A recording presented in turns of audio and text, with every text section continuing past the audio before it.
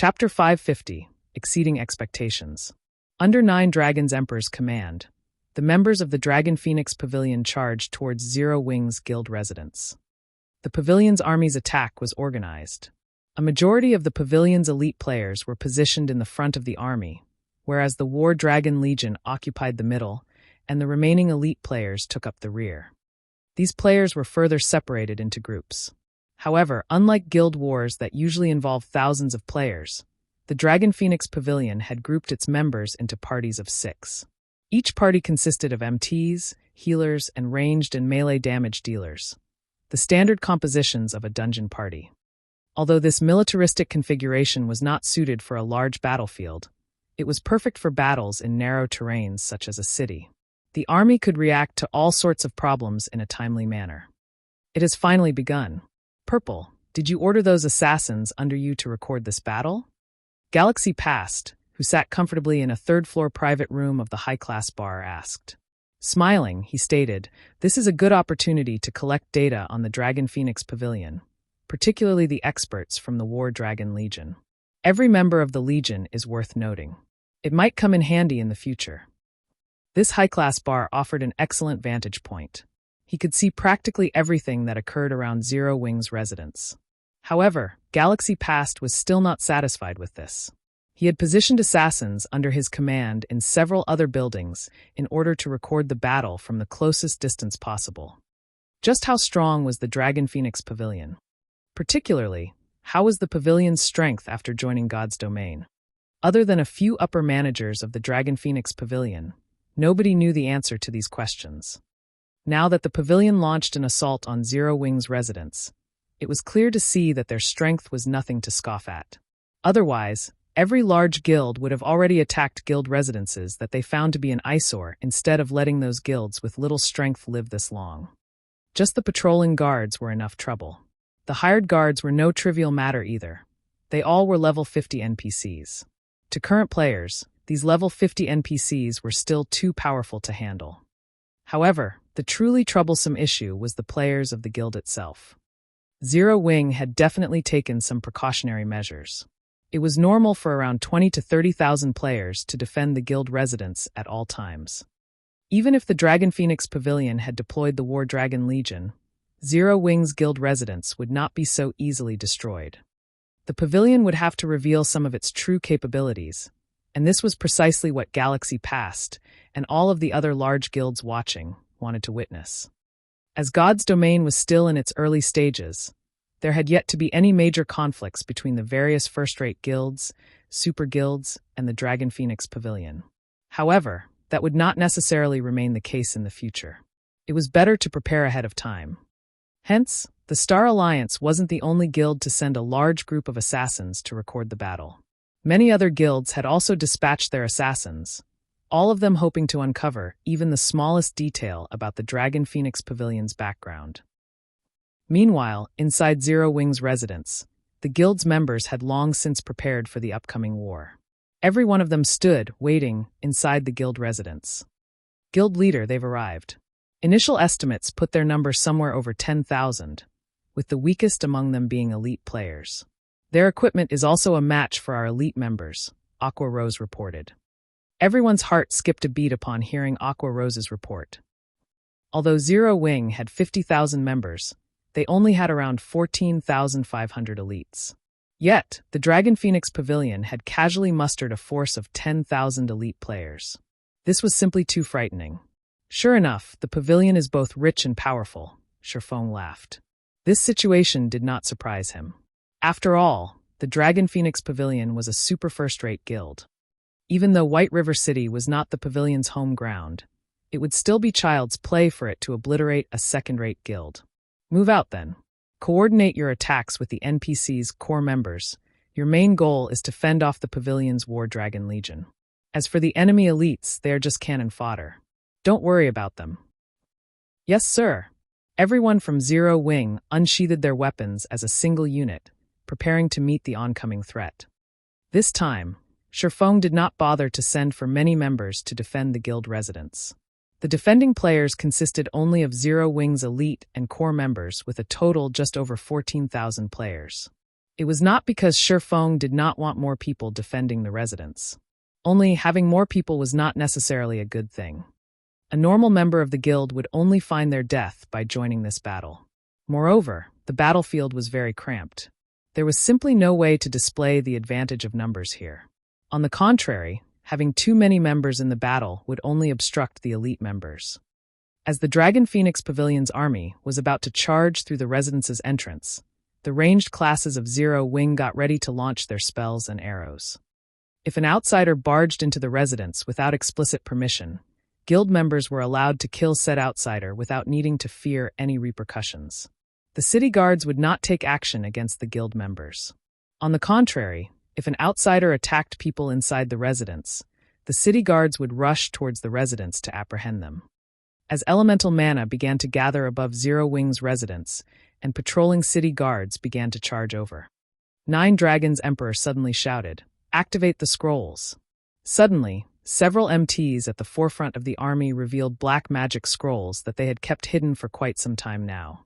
The MTs immediately unfurled the scrolls and activated them. In the next moment, the elemental mana filing the space above Zero Wing's residence started going berserk. Curse scroll?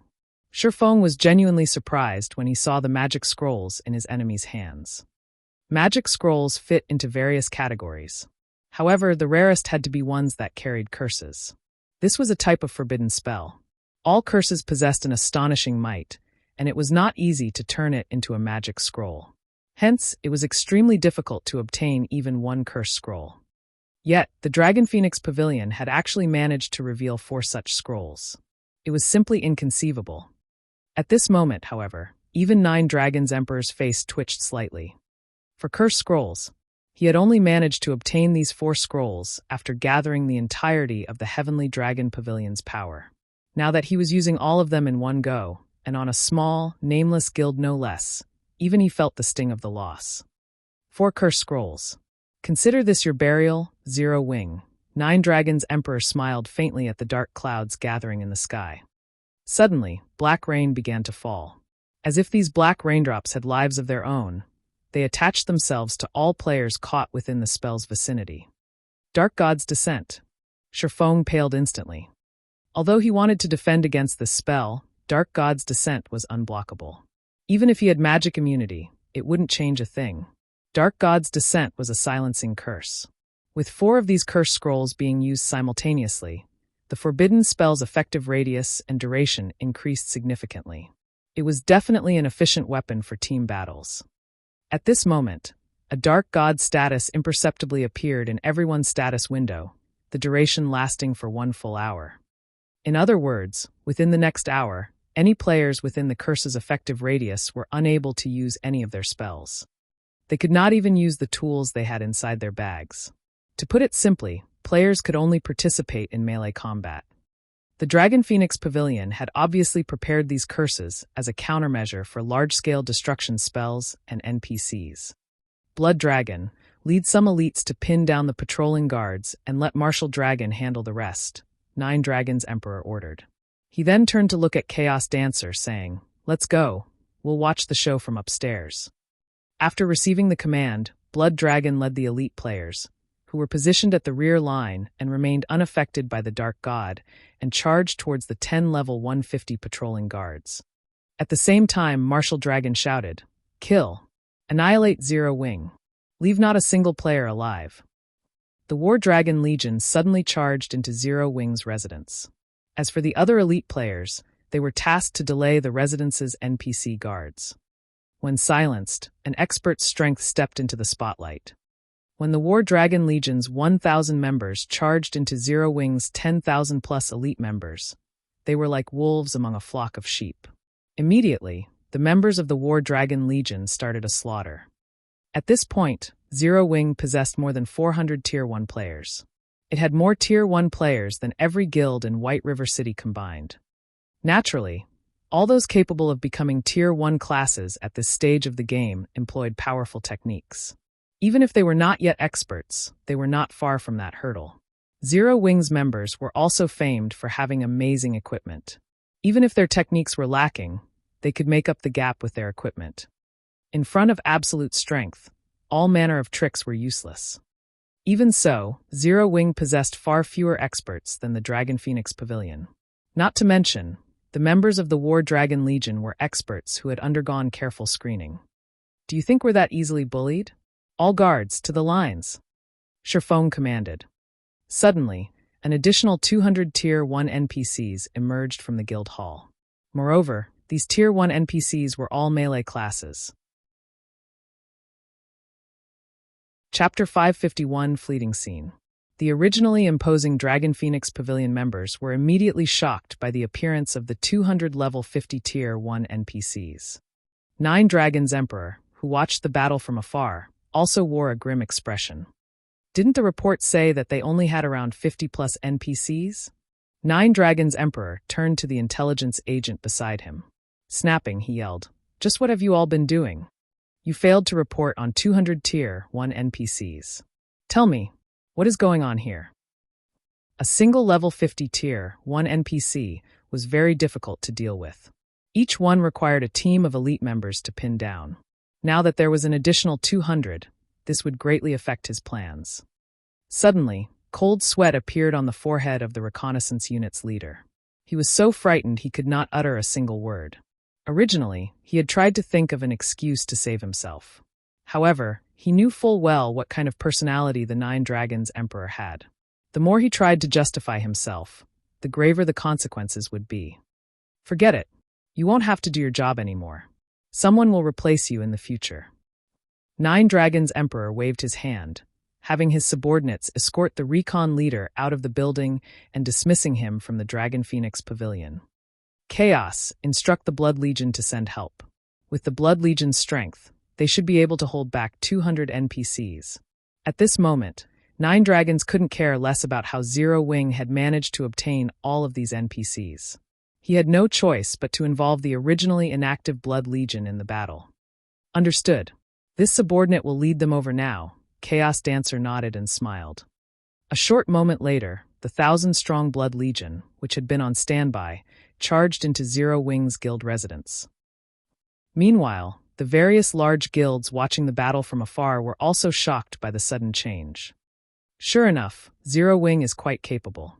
With so many Tier 1 NPCs, even the Blood Legion will not be able to hold them off for long. After all, each level 50 Tier 1 NPC is the equivalent of a level 50 special elite. Galaxy Pass sighed. If any other first-rate guild stood in the Dragon Phoenix Pavilion's place right now, they would have no chance against Zero Wing. Particularly, that large-scale silencing spell the pavilion had used before the battle began significantly restricted the NPC's combat power and had even sealed Zero Wing's large-scale destruction spells. Zero Wing had lost all their advantages with just this single move. Meanwhile, inside Zero Wing's residence, a melee battle had broken out. The scene in the residence looked just like a battlefield from ancient times. Currently, the magical classes, who boasted the highest power, could only fight using their staffs. The magical classes in God's domain were different from other virtual reality games. They were not completely incapable of participating in melee combat, but they were not specialized in it. They possessed very few skills that could be used in a melee battle. In addition, their classes mainly focused on intelligence and vitality, making them even more inferior in melee combat. At this moment, however, nobody could care less. Even the healers of either side fought each other, not to mention the other magical classes. Compared to the one-on-one fights between the magical classes, the battles between the physical classes were intense. Currently, none of them could use any skills or tools and had to rely solely on their combat techniques. It was especially true for the War Dragon Legion. A majority of the War Dragon Legion members consisted of physical classes, and everyone was an expert among experts. Normally, they were capable of soloing a special elite of the same level, and some were even capable of putting up a good fight against a chieftain of the same level. Elite players could become elites in the first place not solely because of their levels being above average. It was more due to the fact that they could solo an elite monster of the same level. Hence, they were called elite players. Meanwhile, in the eyes of God's domain's ordinary players, experts were individuals capable of soloing a special elite of the same level. As for top-tier experts, in the eyes of ordinary players, they were individuals who could contend with a chieftain of the same level. Chieftains were normally bosses in party dungeons. Every member of the War Dragon Legion, at the barest minimum, was capable of confronting a chieftain of the same level by themselves. Some were even capable of killing a chieftain of the same level. Having these experts deal with 4 or 5 elite players simultaneously was a trivial matter. They might even be able to defeat 4 or 5 elite players without losing a single HP. It was just like how a chieftain could easily defeat 4 or 5 elite monsters. In the blink of an eye, the 1,000 members of the War Dragon Legion had already killed close to 3,000 Zero-Wing members without suffering even a single fatality. If not for many of the War Dragon Legion's members and the Blood Legion holding back the Tier 1 NPC guards, Zero-Wing's death count would have been much higher by now. However, compared to the War Dragon Legion's captain, Martial Dragon, these ordinary members of the War Dragon Legion were nothing. Martial Dragon was like a silver storm. Everywhere he passed, a rain of blood would follow. When half a dozen elite members of Zero-Wing dashed up to Martial Dragon, they were instantly struck by Martial Dragon's bone-chilling and immeasurably heavy aura, their complexions turning pale and movements becoming extraordinarily sluggish. Immediately after, multiple red streaks of light weaved across their bodies, sending them flying into the air. In the next moment, blood poured out like a fountain from multiple wounds. When these elites returned to the ground, a piece of equipment dropped beside them. Their bodies were no longer capable of movement. The War Dragon Legion is truly frightening. There are many among them who are even stronger than I am. That Martial Dragon is especially impressive. If I fought him, I'm not confident that I could even block a handful of moves before he defeated me. It is no wonder why people are saying that the Dragon Phoenix Pavilion's strength is the closest to a super guild. This Martial Dragon can indeed put up a fight against those old fellows, Galaxy Pass stated incredulously. Super guilds had not become such because of their massive financial prowess or their large army of experts. The true reason was those inhuman experts that stood at the very top of the virtual gaming world. Martial Dragon had precisely the potential to become such an expert. I heard that Martial Dragon is a talent that only appears once every 10 years in the Heavenly Dragon Pavilion. It seems that this was not an exaggeration. Purple I watched Martial Dragon's figure that resembled a god of war, awe and anticipation, as well as some hints of jealousy, filling her eyes. To experts like herself, it was an instinct to revere the strong. At the same time, she also wished to challenge those powerhouses who stood at the summit. Martial Dragon was someone who had already obtained the right to challenge such individuals, so how could she not be jealous? Purple I even considered exchanging a few moves with Martial Dragon right this instant. Even though she knew she was no match for the man, the exchange would still benefit her immensely. If an expert wished to improve themselves quickly, they could not just rely on self-research and experimenting. They needed to fight various other experts, using the experience to learn and improve their own shortcomings. Only then could they improve quickly. While Purple I focused on Martial Dragon's every move, hoping to learn something through his actions, she suddenly noticed Martial Dragon's gaze shift to another location, his eyes revealing both traces of shock and excitement. Turning to look where Martial Dragon had shifted his attention to, Purple I similarly found herself shocked. Who is that person? Purple Eye's small mouth widened, as if she had just seen a ghost. She had just watched 3 War Dragon Legion members die instantly. That's right. All 3 of them were killed in the blink of an eye. Moreover, they were the experts of the War Dragon Legion, not some noobs that could be found on the streets. Against multiple of such experts, not even Purple Eye was confident that she could emerge victorious. Yet, that person had succeeded. Moreover, she had done so with ease. After a moment of shock, Purple Eye was finally able to get a clear view of that player. Possessing an alluring appearance, she wore form-fitting black leather armor that fully displayed the graceful and mesmerizing curves of her body. She also wielded 2 blood-red short swords that emitted dazzling flames. At this moment, it was as if she stood at the center of Zero-Wing's residence. That is Fire Dance. Purple Eye dared not even believe her own eyes right now. Chapter 552, Enviable Zero-Wing. Purple Eye repeatedly rubbed her eyes and did a double take at the alluring figure. In the end, she was 100% sure she had not seen wrong. Why is this so different from what was reported? Purple Eye had read many reports on Zero-Wing. The Star Alliance had gathered on every noteworthy expert in Zero-Wing. There were also videos of every one of these noteworthy experts. Fire Dance was one of the few most noteworthy experts in Zero Wing. Hence, Purple Eye had a very good understanding of Fire Dance's strength. However, the data on Fire Dance had only noted her as a top-tier expert, and that she was only barely able to contend with a chieftain of the same level. Hence, Purple Eye had not placed any importance on Fire Dance at all. Only Aqua Rose could be considered a worthy foe for her. Fire Dance had not even ranked on her list. Now, however, Fire Dance had easily defeated 3 top-tier experts. How could this strength not shock Purple Eye?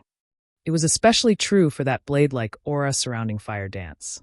Even while watching from such a distance, she could feel a sense of great danger with that aura. It felt as if Fire Dance could appear right before her at any time and launch an attack. With such a dazzling and dangerous aura, it was difficult for Fire Dance not to attract attention. Not to mention, there were many experts present on the battlefield, and every one of them possessed the sensitivity of a mouse. These experts detected the source of the danger instantly. 4 of the War Dragon Legion members closest to Fire Dance charged towards Fire Dance simultaneously. As if they had planned this, they coordinated their actions perfectly, launching an attack from all sides. Facing the encirclement of the 4 Legionnaires, Fire Dance's figure swayed slightly. In the next moment, only an afterimage remained in her place, denying the Legionnaires their chance to strike. Immediately, she dashed towards the closest level 27 assassin, the 2 flame-red short swords in her hands transforming into multiple blades of light that struck like vipers. As a member of the War Dragon Legion, the assassin was no ordinary player. When faced with this sudden attack, instead of retreating, he advanced. The assassin quickly saw through the trajectory of Fire Dance's short swords. Brandishing his own daggers, he deflected her attacks. One after another, after deflecting the swords of light, the assassin kicked at Fire Dance. "You're still too green," the assassin sneered. Attacks were not limited to the player's weapons. A player could use their body to attack as well. However, most players had adopted the mindset that one could only launch melee attacks with their weapons, nothing else. Hence, they would normally focus their attention on an enemy's weapons and hands. This unexpected kick right now would cost Fire Dance her life. At this moment, however, a berserker, who was a short distance away from the assassin, shouted, "Little Six, behind you." Thanks to the warning, the assassin called Little Six suddenly noticed that he had only kicked an afterimage. Behind, Little Six suddenly felt his back grow cold. His many years of combat experience and acute senses alerted him that someone was behind him. Immediately, he tried to bend his body forward in an attempt to dodge the incoming attack. However, Fire Dance did not use her short swords to attack at all. Instead, the instant she circled to the assassin's back, her slender leg kicked the assassin's thigh. Caught unprepared, the strike sent the assassin spinning into the air. Immediately after, Fire Dance swiped her blade across the assassin's throat. Overall, her actions were simple and direct with no wasted movement whatsoever. At this moment, she looked just like a veteran killer. By the time the 3 other War Dragon Legion members caught up to Fire Dance, this assassin had become a disembodied soul under Fire Dance's swords. Although the entire process seemed slow, in reality, everything had happened in the blink of an eye. In the time it took Fire Dance to steal the assassin's life, the Legionnaires had only crossed a distance of 10 yards. When the 3 Legionnaires arrived before the female player, they slid to a halt, their eyes locked onto Fire Dance's seductive body. At this moment, they no longer dared to approach this charming, yet deadly assassin casually. "Purple, why haven't I heard anything about this Fire Dance? She can actually slaughter 3 War Dragon Legion members so easily." Even now, facing 4 Legionnaires simultaneously, she dealt with one of them swiftly. Could she be a new talent that some super guild has recently nurtured? Galaxy Past asked, unable to help his shock. As the guild leader of a first-rate guild, he was very well informed regarding the virtual gaming world. Even so, from the information he had received, there was no news about a character named Fire Dance. However, his knowledge of Super Guild's activities was limited. As Purple Eye was someone who had come from a Super Guild, she should have a better understanding of Super Guilds. Moreover, judging from how Fire Dance had defeated the members of the War Dragon Legion so efficiently, she definitely wasn't someone new to gaming. Normally, only experts nurtured by super guilds possessed such outstanding skills.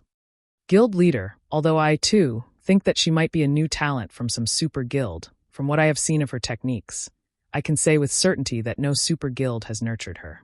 Her every move looks more like she is fighting a real battle. Her attacks do not resemble combat techniques used in a virtual reality game. Purple, I said, a bitter smile on her face. That makes sense. Galaxy Past nodded, a hint of jealousy surfacing in his heart. Why was he jealous? It was because Fire Dance wasn't the only person performing exceptionally on this battlefield. There was also the Guardian Knight Cola, the Assassin Flying Shadow, and many other members of Zero Wing. The combat power each of them displayed was extraordinary. Only Fire Dance shone brightest of them all. Zero Wing could not even be considered a second-rate guild, yet it possessed so many experts. Hence, how could he not grow jealous? So what if Zero Wing has a lot of experts? So what if you can pick a fight with first-rate guilds? Now that you've offended the Dragon Phoenix Pavilion, today will be your last. Watching the battle from afar, while Feng Xianyang was envious, he also celebrated Zero Wing's misfortune. Inside Zero Wing's residence, although Fire Dance and the other core members of Zero Wing were wantonly slaughtering the members of the Dragon Phoenix Pavilion, at the end of the day, its enemy was still the Dragon Phoenix Pavilion. As the strongest legion in the Heavenly Dragon Pavilion, the War Dragon Legion would not be taken down by just a few experts. Immediately, a large number of experts began to circle Zero Wing's few top-tier experts. However, Fire Dance's situation was slightly unique from the others. Only one person came forth to deal with her. This person's appearance immediately attracted many people's attention. He was none other than the War Dragon Legion's commander, Martial Dragon, the man that stood at the apex of the War Dragon Legion. You're very skilled. Join the War Dragon Legion. I guarantee that you will immediately become one of its party leaders. After some training, you can even become the vice commander, Martial Dragon proposed as his gaze took in Fire Dance's figure. The members of the War Dragon Legion were stunned. They had never thought that Martial Dragon's evaluation of Fire Dance would be so high as to offer her the position of vice commander. The highest position in the Heavenly Dragon Pavilion belonged to the Pavilion Master, and following that was the commander of the War Dragon Legion. As for the vice commander, that person would definitely be the third most influential person within the Heavenly Dragon Pavilion. There were countless experts within the Heavenly Dragon Pavilion hoping to climb the ladder to become the vice commander. And now, that position was already at Fire Dance's fingertips. You sure are insincere. I am the commander of Zero Wing's core team. Why should I head over to your side to become a measly little vice commander? Fire Dance revealed a playful smile. She was not interested in the position of vice commander in the slightest. It seems you still do not know what significance the position of vice commander holds, nor do you know the significance of the position of commander. Then, I'll show you just what the commander of the War Dragon Legion is. Martial Dragon was not at all angered by Fire Dance's refusal. Unsheathing his blood-red greatsword, step after step, he slowly walked towards Fire Dance. With every step that Martial Dragon took, the aura surrounding his body grew stronger. The instant Martial Dragon reached 10 yards away from Fire Dance, the latter almost retreated several steps instinctually, increasing the distance between them. At this moment, Fire Dance's expression had become extraordinarily grim, as if she were greeting a great enemy. Oh, sure enough, I wasn't mistaken. You are able to see it, Martial Dragon laughed, becoming more satisfied with Fire Dance. Chapter 553. The Difference of Top-Tier Equipment. How about it? This should be sufficient to convince you to join the War Dragon Legion, right? Martial Dragon asked once again. This time, instead of replying, Fire Dance quietly stared Martial Dragon. Just what kind of monster is this person? Why did I feel that death was right before me when he was still 10 yards away? After undergoing special training for a time, Fire Dance's strength had undergone a qualitative improvement. Lei Bao's training had especially helped her improve her control over her own body. Her senses had become far more sensitive as well. Meanwhile, as Fire Dance stared Martial Dragon, she felt as if she stood before a towering mountain. Particularly, when Martial Dragon was only 10 yards away from her, it felt like that towering mountain had instantly appeared above her and physically pressed down on her. At that very instant, she felt as if her life was no longer under her control. This feeling was different from the pressure she normally felt when facing a powerful enemy. It felt as if everything within a 10-yard radius of Martial Dragon was completely under the Berserker's control. Fire Dance could not believe it. She could not figure out just how Martial Dragon had achieved such a feat. Martial Dragon was clearly a Berserker. Aside from a few specific skills, a Berserker's normal attack range was limited to 5 or 6 yards.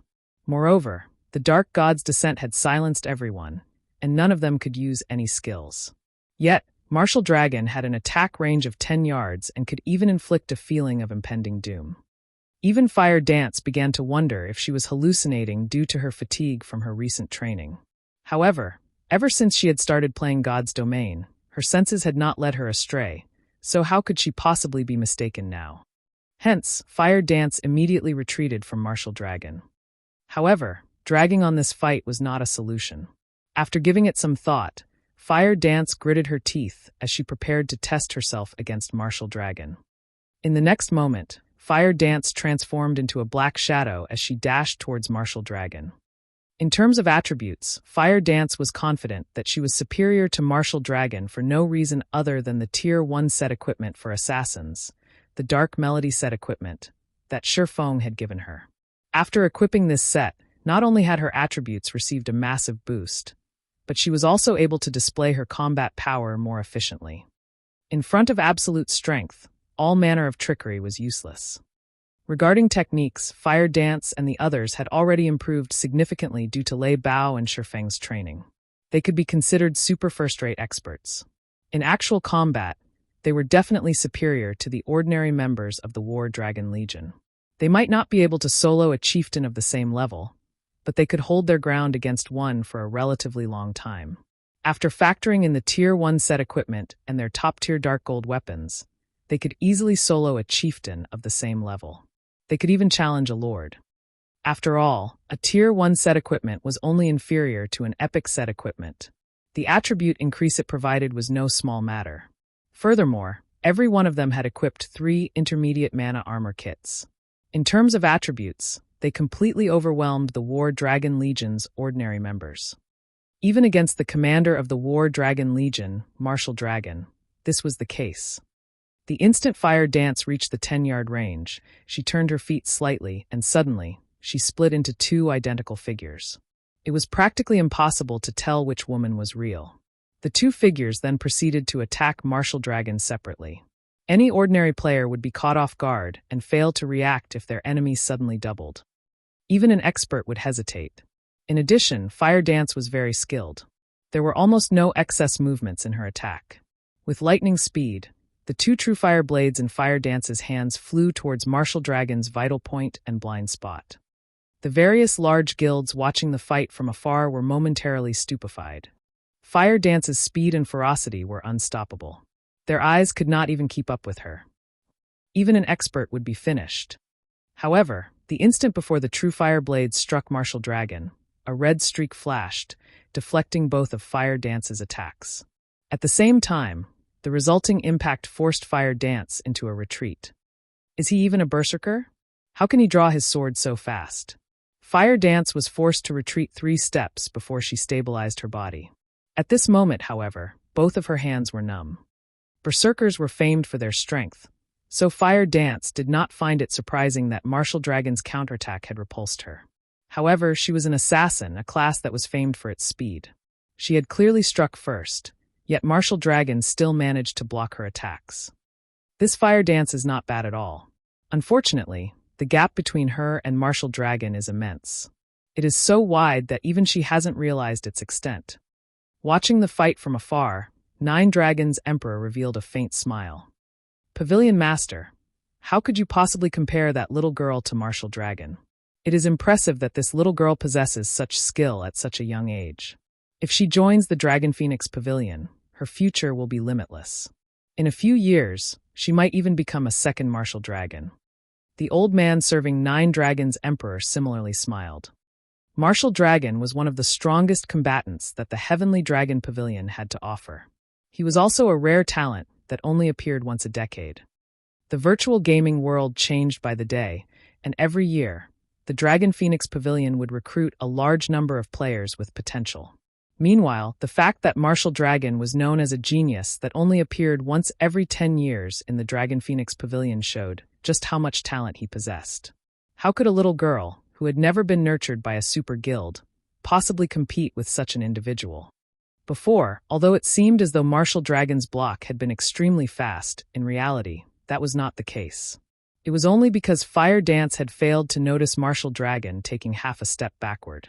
And it was precisely this distance that had given Martial Dragon's greatsword sufficient time to catch up to Fire Dance's short swords.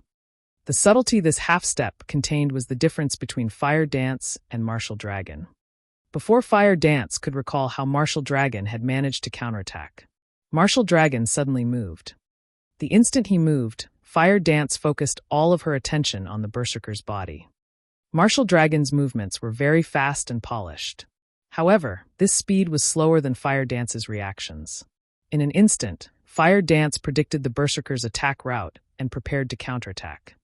Since my strength is not a match for him, I'll use speed to face him.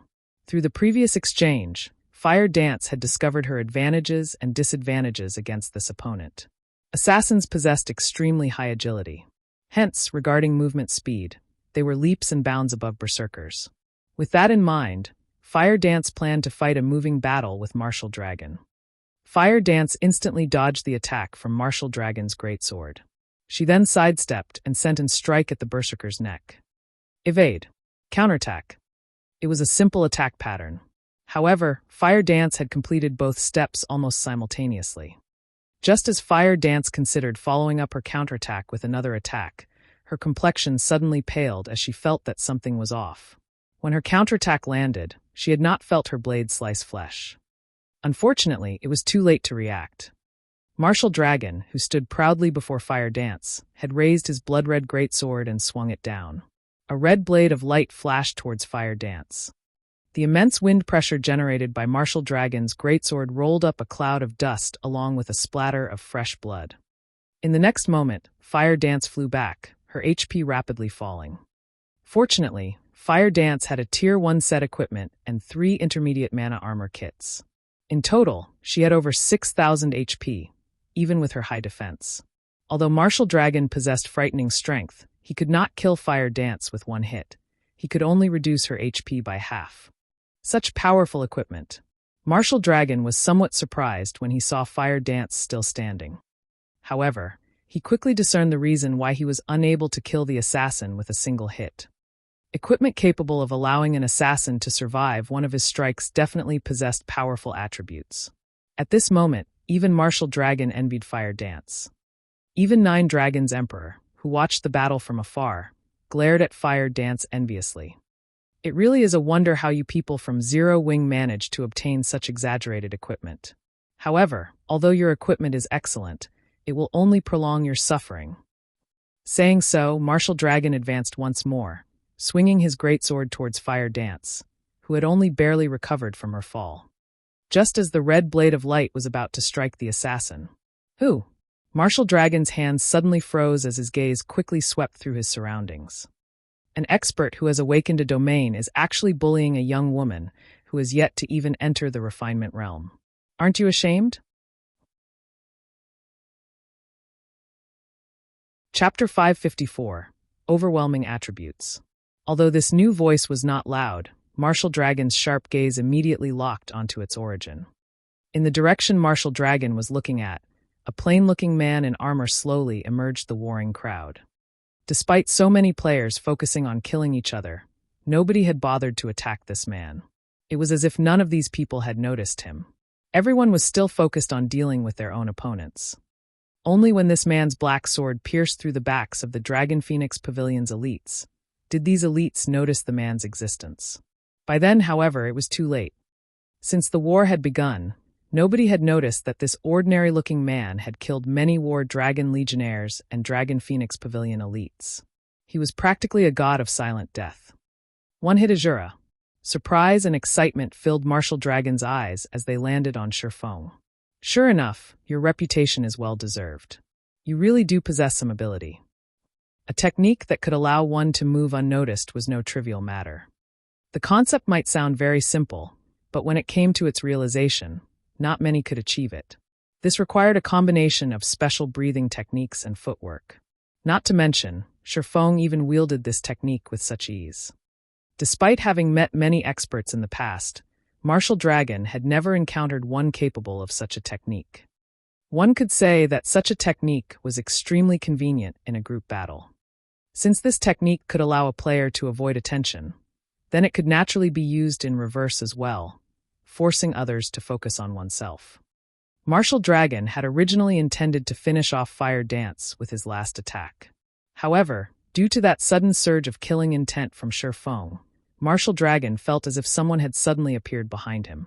Martial Dragon had no choice but to halt his attack in order to respond to the new enemy, allowing Fire Dance to escape with her life as a result. Fire Dance, go deal with someone else. Leave him to me. Shifeng sent Fire Dance a private message. Guild leader, be careful. Fire Dance nodded. Although Fire Dance was reluctant, she turned and moved to deal with other enemies. Martial Dragon glanced at Fire Dance's departing figure, not bothering to chase after the assassin. Instead, he focused his attention on the slowly approaching Shifeng. What's going on with Martial Dragon? Fire Dance was within his grasp. Why didn't he finish her off before moving on to deal with Black Flame? Feng Xianyang, who watched the fight from afar, shouted with frustration and confusion. His hatred for Zero Wing ran deep, and he wanted nothing more than to kill Zero Wing's upper managers hundreds of times. If not for Zero Wing, he would not have encountered so many problems. He would have long since become the hidden overlord of Star Moon Kingdom's eastern region, rather than ending up in his current dire state. He even had to obey the 7 ghosts. Young Master Feng, Martial Dragon is not at fault here. It isn't because Martial Dragon didn't wish to finish her off, but because he couldn't, Third Ghost said, laughing bitterly. He then explained, Fire Dance is much faster than Martial Dragon. If she focuses on running away, even Martial Dragon cannot catch her. Not to mention, Black Flame has currently locked onto Martial Dragon. If he attempts to chase after Fire Dance, he will reveal a gap in his defense, giving Black Flame an opportunity to attack. Black Flame's combat power is astounding. He is far above Fire Dance. Moreover, that technique that makes others ignore his presence is also the perfect technique for assassinations. If Martial Dragon focused on Fire Dance, it is very likely that he would feel the bite of Black Flame's sword. How could Martial Dragon possibly dare to focus on Fire Dance? Then, are you saying that there is a possibility that Black Flame will defeat Martial Dragon? Resentment boiled up in Feng Xianyang as he listened to Third Ghost's words.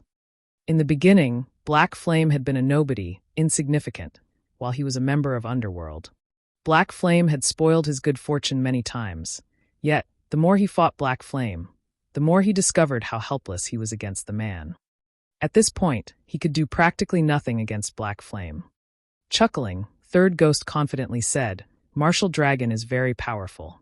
I only said that Black Flame had a chance against Martial Dragon while he was distracted. However, if Martial Dragon focuses on his opponent, Black Flame has almost no chance of emerging victorious. What do you mean? Feng Xianyang asked curiously. This is something I heard from Boss First Ghost, but it seems that Martial Dragon has already awakened his domain. In a direct confrontation, it is simply impossible to defeat Martial Dragon. Even if we, the 7 ghosts, work together, it is unlikely that we could defeat Martial Dragon in a head-on clash. When Third Ghost uttered the word domain, reverence appeared on his face. Domain. Within a certain range, the wielder of the domain could achieve absolute control. One could even count the number of raindrops that fell in their domain. Only by training one's 5 senses to their extreme limits could one reach such a realm of control. Domains were practically a myth. Normally, only the geniuses among geniuses had the possibility of grasping such a technique. One could say that domains were the dreams that countless experts sought. While Third Ghost explained the situation, Martial Dragon and Shifeng gradually approached each other. 30 yards, 20 yards, 15 yards. One after another, the upper managers of the various large guilds witnessing this war shifted their gaze towards these 2 players. One was Star Moon Kingdom's #1 expert, Black Flame, while the other was the Heavenly Dragon Pavilion's top fighter, Martial Dragon. Both were peerless experts that could deter an army by themselves, so how could they possibly miss out on a battle between the 2? Guild leader, who do you think will win? Purple Eye asked. Although she was a top-tier expert herself, she had no idea what the outcome of this battle would be, as she had never witnessed either of the two fight with their full power. I suspect Martial Dragon will win. The Dragon Phoenix Pavilion is a super first-rate guild. Moreover, you should have seen the strength Martial Dragon displayed a moment ago. That's a domain. Envy and admiration filled Galaxy Past's gaze as he looked at Martial Dragon. Rumor has it that Martial Dragon qualifies to compete with those old monsters, and it would seem that those rumors are true. I wonder when I will be able to set foot on that stage as well. Purple Eye nodded in agreement. In reality, she really hoped that Black Flame would emerge victorious. After all, there had yet to be a single first-rate guild daring enough to provoke the Dragon Phoenix Pavilion, yet Black Flame had done just that. One could not help but admire the man. Now, he even faced off against a combat genius like Martial Dragon. Unfortunately, Black Flame had yet to reach that stage. Moreover, the difference in the number of experts between Zero Wing and the Dragon Phoenix Pavilion was simply too huge. There was no room for Zero Wing to resist. When there was only a distance of 10 yards, Shifeng suddenly stopped. "Why aren't you advancing?" Martial Dragon stood proudly, his gaze fixed on Shifeng. With a disdainful look, he asked, "Or do you intend to run away?" Shifeng remained silent, paying no heed to Martial Dragon's provocation. "Since you aren't going to come to me, I'll go to you." Martial Dragon brandished his greatsword and dashed towards Shifeng like a fierce tiger, his body carrying an overwhelming momentum that pressed down on Shifeng. Yet, Shifeng remained motionless as he welcomed Martial Dragon's attack. Martial Dragon took no time at all to cross the distance of 10 yards. Arriving before Shifeng, Martial Dragon swung his blood-red greatsword, the weapon transforming into a streak of red light as it slashed towards its target. Martial Dragon's attack was both simple and crude.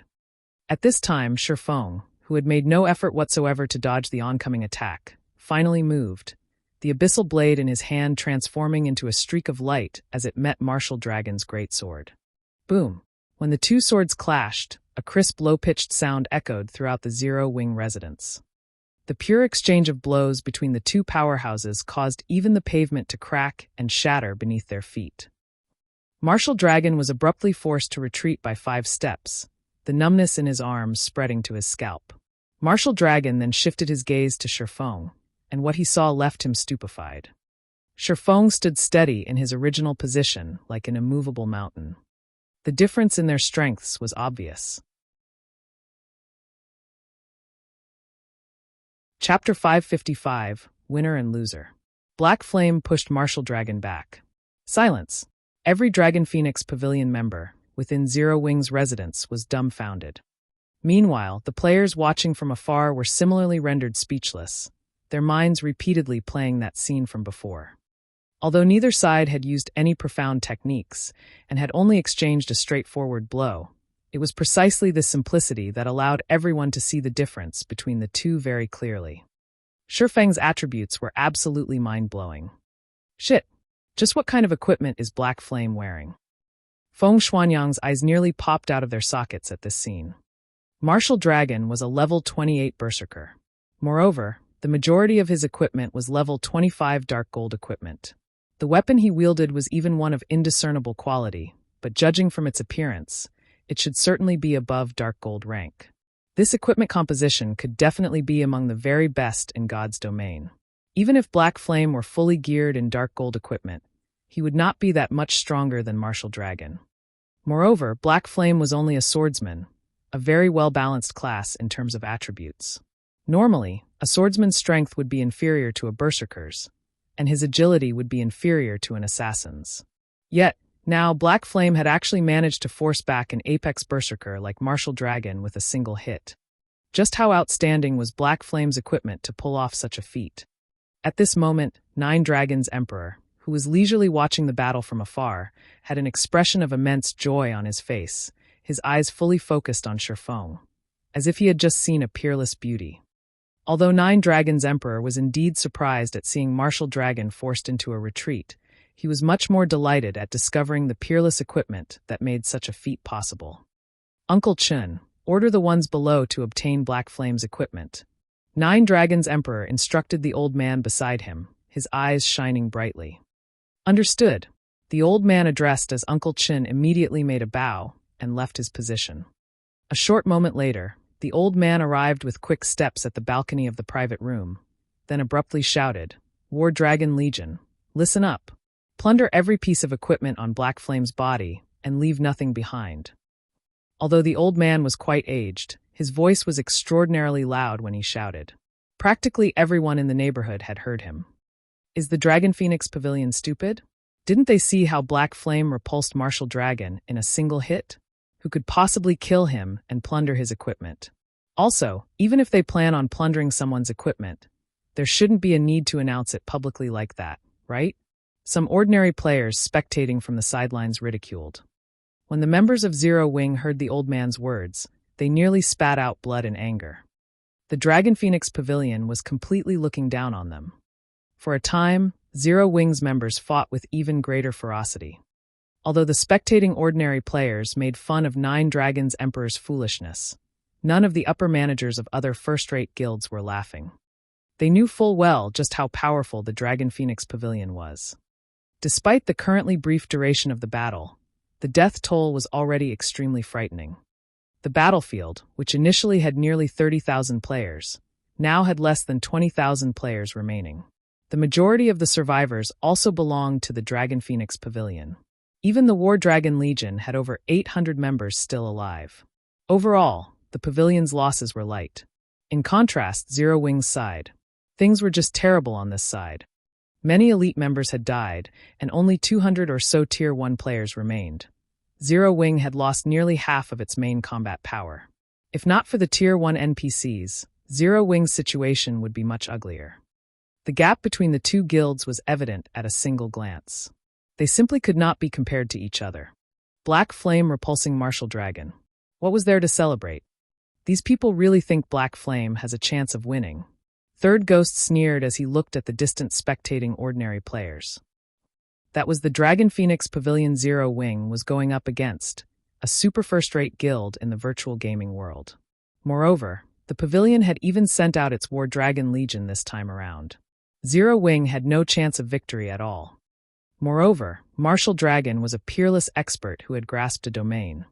Although Black Flame had the advantage in attributes, the gap was not so great that it was impassable. Any expert would be able to discern this point very clearly. Hence, Nine Dragons Emperor did not take Black Flame seriously at all and was fully intent on obtaining the swordsman's equipment. Inside Zero Wing's residence, Martial Dragon and Shifeng had already exchanged moves dozens of times. Every time Shifeng attacked, he forced Martial Dragon into a retreat, chipping at Martial Dragon's HP with each exchange. At this moment, Martial Dragon's HP was down to around 90%. However, Shifeng was not particularly happy about this situation. Neither was he angry about Nine Dragons Emperor's plan to plunder all his equipment. He only felt helpless. Although Shifeng succeeded in suppressing Martial Dragon with his attributes, the Berserker was, after all, an expert who had grasped a domain. Since Martial Dragon knew that he could not win using brute force, he had gone with a softer approach to neutralize Shifeng's attacks.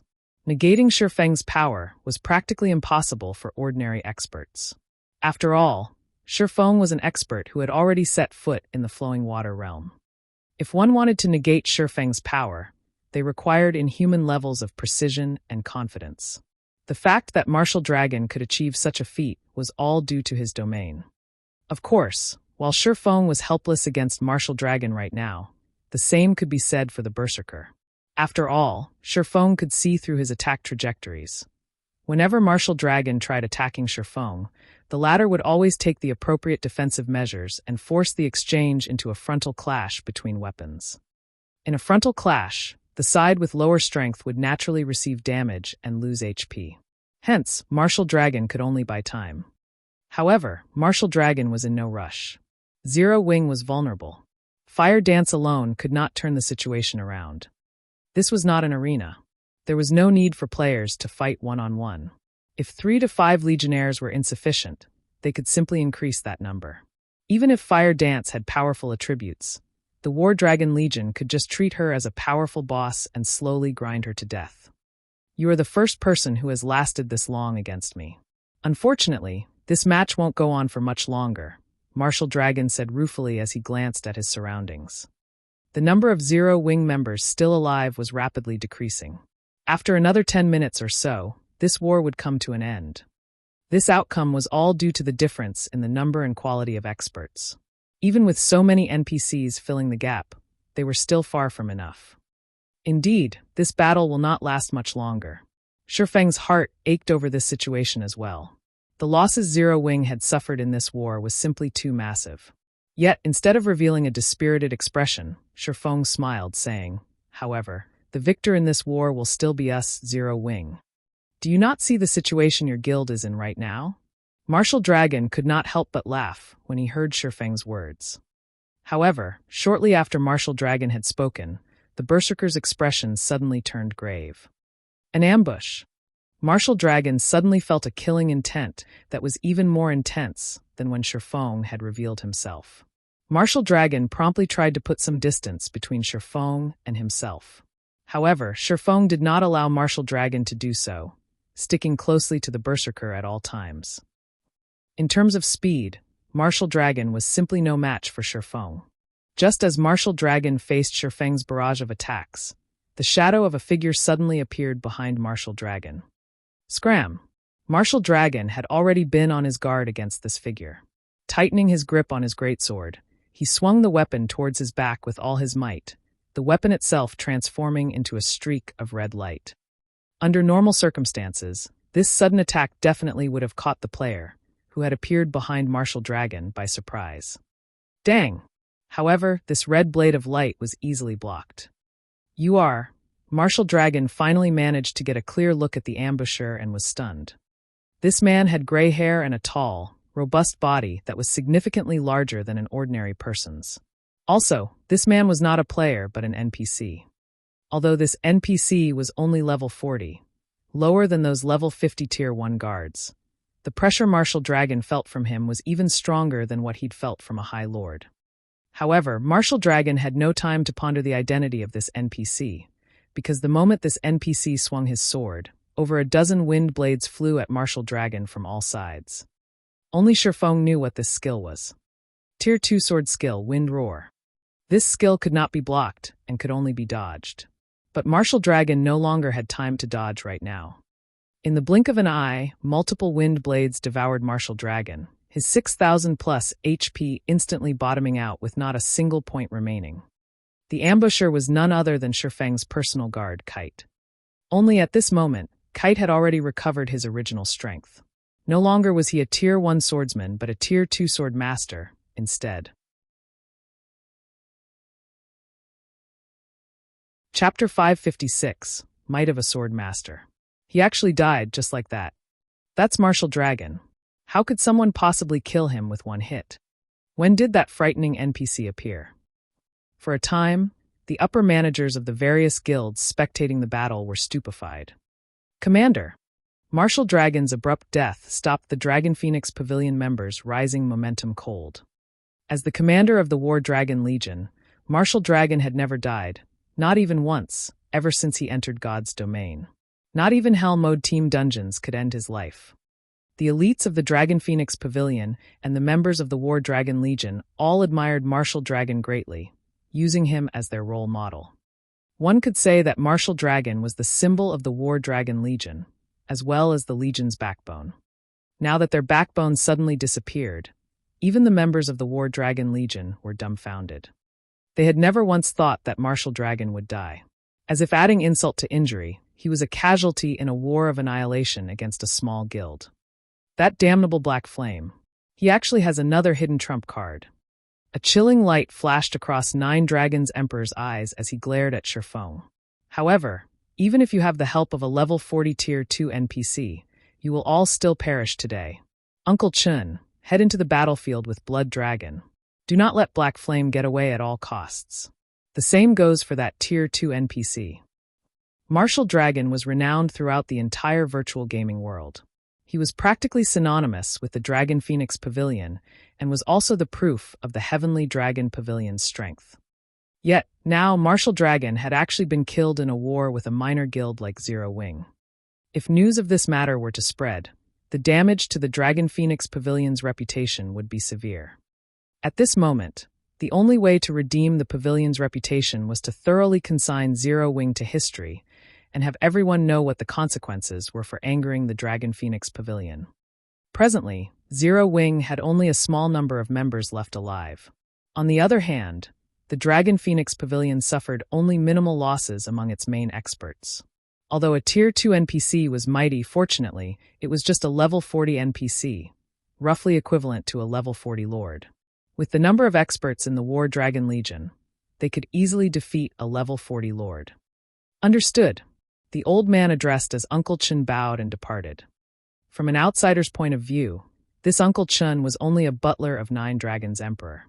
However, every upper manager in the Dragon Phoenix Pavilion knew that this old man with a head full of white hair was not just Nine Dragons Emperor's butler.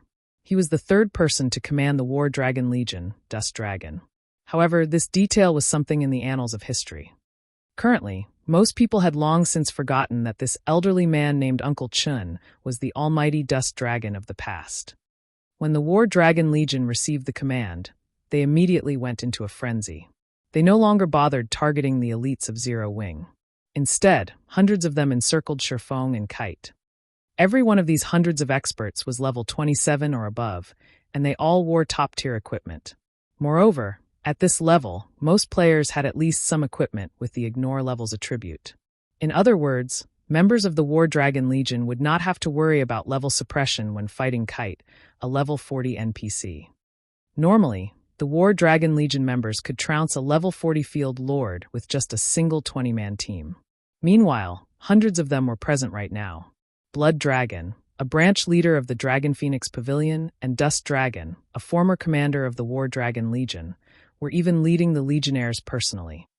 Even if the enemy was a level 40 High Lord, they could still defeat it. Haha, Black Flame is doomed for sure this time. Rather than dealing a blow to the Dragon Phoenix Pavilion's momentum, he has instead angered the pavilion even more. Feng Xianyang could not help but chortle when he saw this scene. Not only is he surrounded by so many top-tier experts, but he also can't use any of his skills. If we 7 ghosts were in such a situation, we would still face annihilation even if all of us worked together, Third Ghost commented. Everyone had originally been fearful of Martial Dragon already. Now that they saw this scene, they finally realized just how powerful the Dragon Phoenix Pavilion was. The Dragon Phoenix Pavilion's true strength is simply too powerful.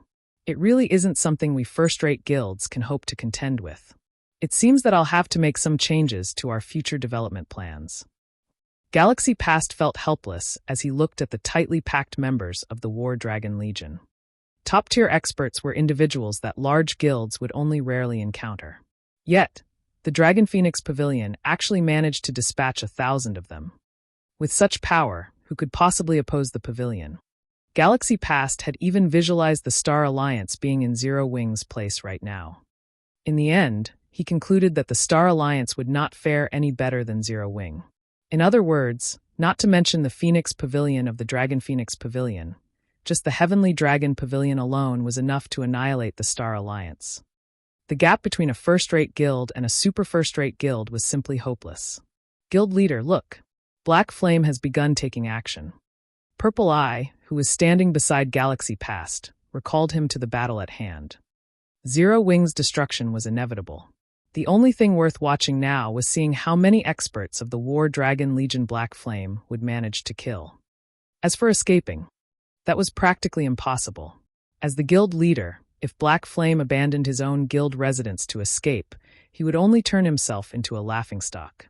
His only option now was to fight till the bitter end. Either he survived by forcing his enemies to retreat, or he perished along with his guild residents. There was no third option. Without hesitation, Shifeng, along with Kite, dashed directly towards the oncoming army of experts. They did not bother taking a roundabout route to conduct guerrilla warfare. Has this Black Flame lost his mind? Galaxy Past watched Shifeng's movement patterns with utter bewilderment. When the enemy had the advantage in numbers, one would normally apply hit-and-run tactics to avoid letting their enemies completely surround them. Applying such guerrilla tactics would yield tremendous results, especially when one's combat power was significantly superior to the enemy's. However, Shifeng had actually taken the initiative to charge into the enemy's encirclement. He was simply trying to get himself killed. Since you wish to die, let me grant you that wish. Blood Dragon revealed a sinister sneer. Back when the curse scrolls were used, he had been outside the effective radius of Dark God's descent.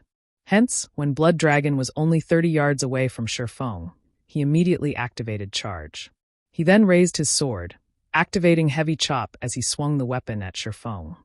Meanwhile, Dust Dragon, who was a short distance away, had similarly used Charge.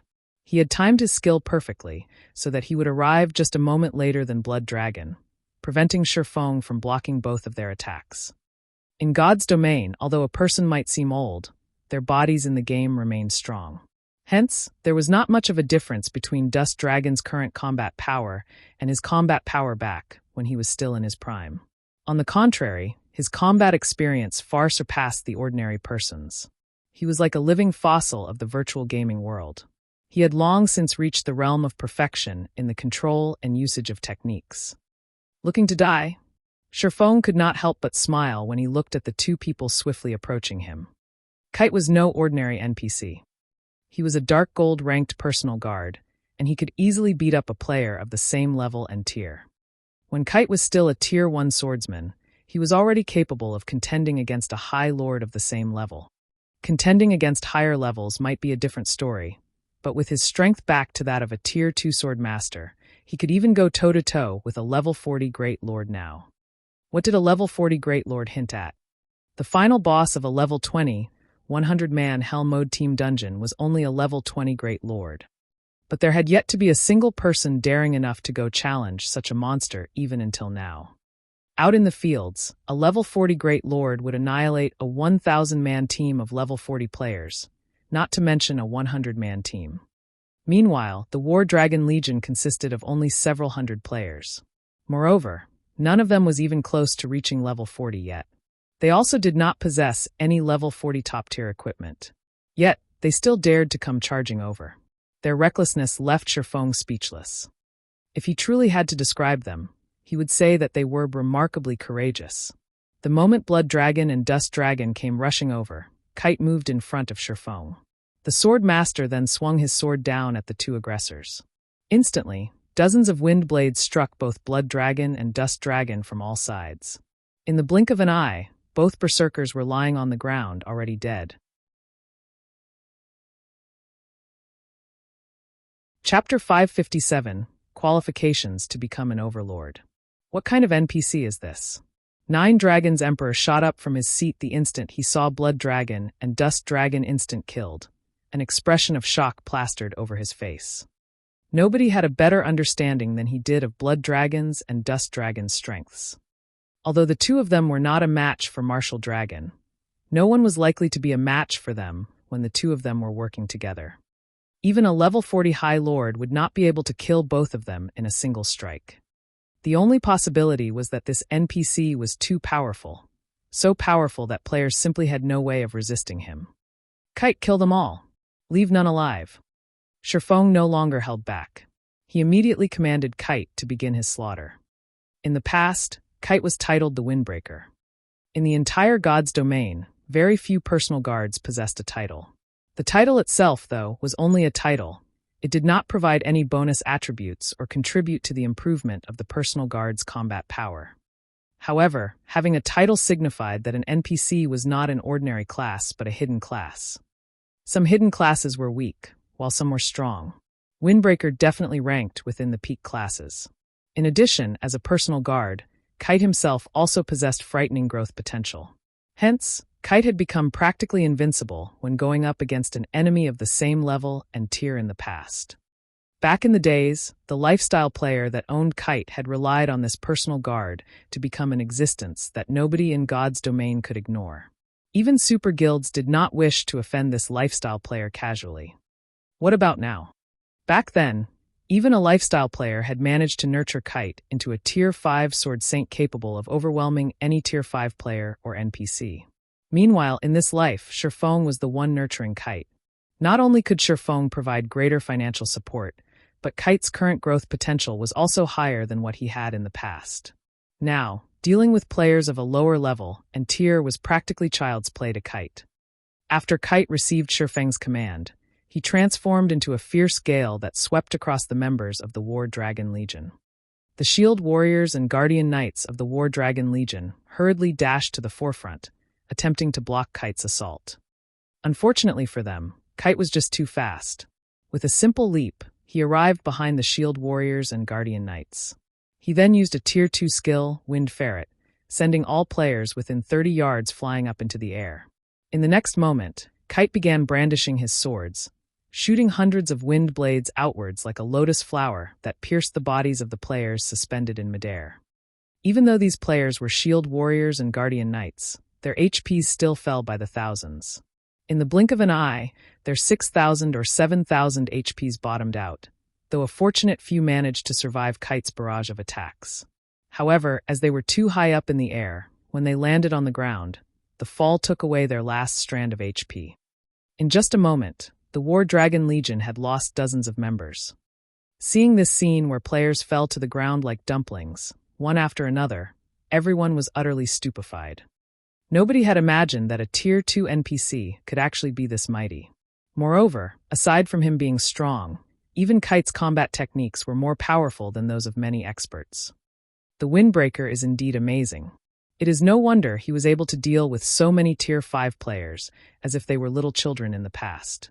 Only Tier 6 God-ranked players were able to suppress him. Shifeng was delighted with Kite's performance. When it came to techniques, there were indeed players that could surpass Kite. Unfortunately, the precondition for this victory was that said player was similar to Martial Dragon, a peerless expert who had achieved 100% control over his own body. However, even in the entire God's domain, such experts were as rare as a phoenix's feather. Moreover, even if a player was superior to Kite in terms of combat techniques, as an NPC, Kite could completely overwhelm any player when it came to attributes. In front of absolute strength, all manner of trickery was useless. In the end, the amount of strength a player could display through their techniques was limited. It was just like how Shifeng, despite his techniques being inferior to Martial Dragon's, was able to suppress the Berserker by relying on his attributes. Only in Kite's case, the NPC could trounce Martial Dragon, because Kite's attributes were leaps and bounds above even Shifeng's. Such great strength was already beyond Martial Dragon's ability to withstand. Hence, Kite was able to kill Martial Dragon easily while Shifeng could not. In just a moment, Zero Wing had made a complete comeback from their previously disadvantaged situation. To the War Dragon Legion, which had a member count of only 1,000, having more than 100 of its experts killed was a significant loss. Most importantly, its casualties continued to increase. Despite Nine Dragons Emperor's attempts to pin down Kite by sending more elite players and experts, all his efforts were in vain. With Kite's speed, strength, and techniques, any player that had yet to attain their Tier 2 class would not even have the qualifications to delay him. Otherwise, the many first-rate guilds and super guilds in the past would not have feared him so much. Seeing how Kite was casually slaughtering the members of the Dragon Phoenix Pavilion, the spectating upper managers of the various large guilds were dumbfounded. With such an NPC guarding their guild residence, no guild is capable of threatening Zero Wing. Galaxy Past muttered as he looked at Kite. He then shifted his gaze towards Shifeng, who was leisurely observing the battle from the sidelines, his eyes filled with both admiration and envy. Although the status of a first-rate guild might seem preeminent, in reality, there was a massive gap between a first-rate guild and a super guild. If the Star Alliance managed to anger a super guild in the future, a repeat of today's scene was highly likely. However, if the Star Alliance had an NPC like Kite guarding its guild residence, at that time, it would possess the qualifications to pick a fight with a super guild. Although they still could not afford to provoke a super guild, they would no longer have to live in fear like they currently did. As long as a guild's residence remained, and as long as the guild still possessed a large sum of funds and coins, then it would be a cockroach that would not die. In the virtual gaming world, it was not the powerful who were considered strong. Instead, it was those who managed to survive and was not afraid of any enemy that were deemed to be strong. After all, only by surviving would there be hope. It was just like how those super guilds had managed to survive until now. In the past, there were far more powerful existences than these super guilds. Yet, in the end, didn't they end up failing as well? Meanwhile, although Zero Wing was still weak right now, It already possessed the qualifications to become an overlord in God's domain. Hence, how could Galaxy Past not admire Sherfong? Purple, once we return, immediately mobilize the entire guild. Our Star Alliance needs an NPC like that as well. Galaxy Past's eyes were filled with desire as he looked at Kite. MHM. Purple Eye silently nodded in agreement. However, instead of looking at Kite, she was currently focused on Aqua Rose. At this moment, her eyes were filled with mixed feelings. Time slowly passed by. The battlefield grew more intense with each passing moment. Currently, only a small number of players from Zero Wing remained alive. As for the guild's most precious Tier 1 players, less than 100 remained alive. This time, however, the Dragon Phoenix Pavilion was not having a good time, either. Due to Kite's appearance, coupled with Sherfong silently helping out his guildmates, the War Dragon Legion's numbers fell sharply. Currently, less than 400 legionnaires remained alive. Retreat. All of you retreat. 9 Dragons Emperor sent a command to the members of the Dragon Phoenix Pavilion, no longer able to stomach this battle. Pavilion Master, Zero Wing is about to be destroyed.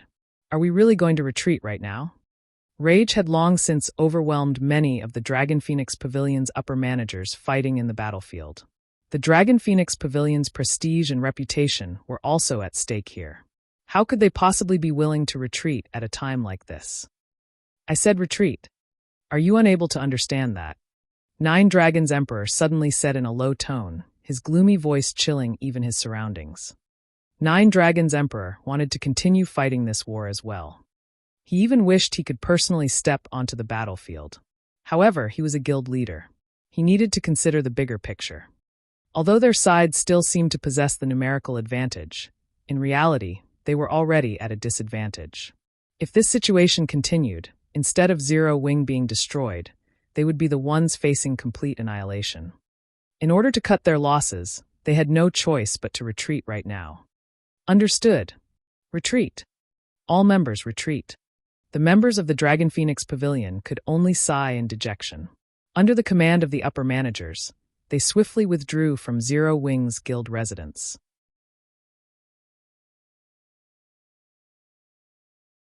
Chapter 558, After the War.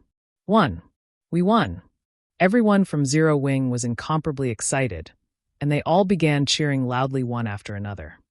Throughout this entire war, nobody had expected them to win.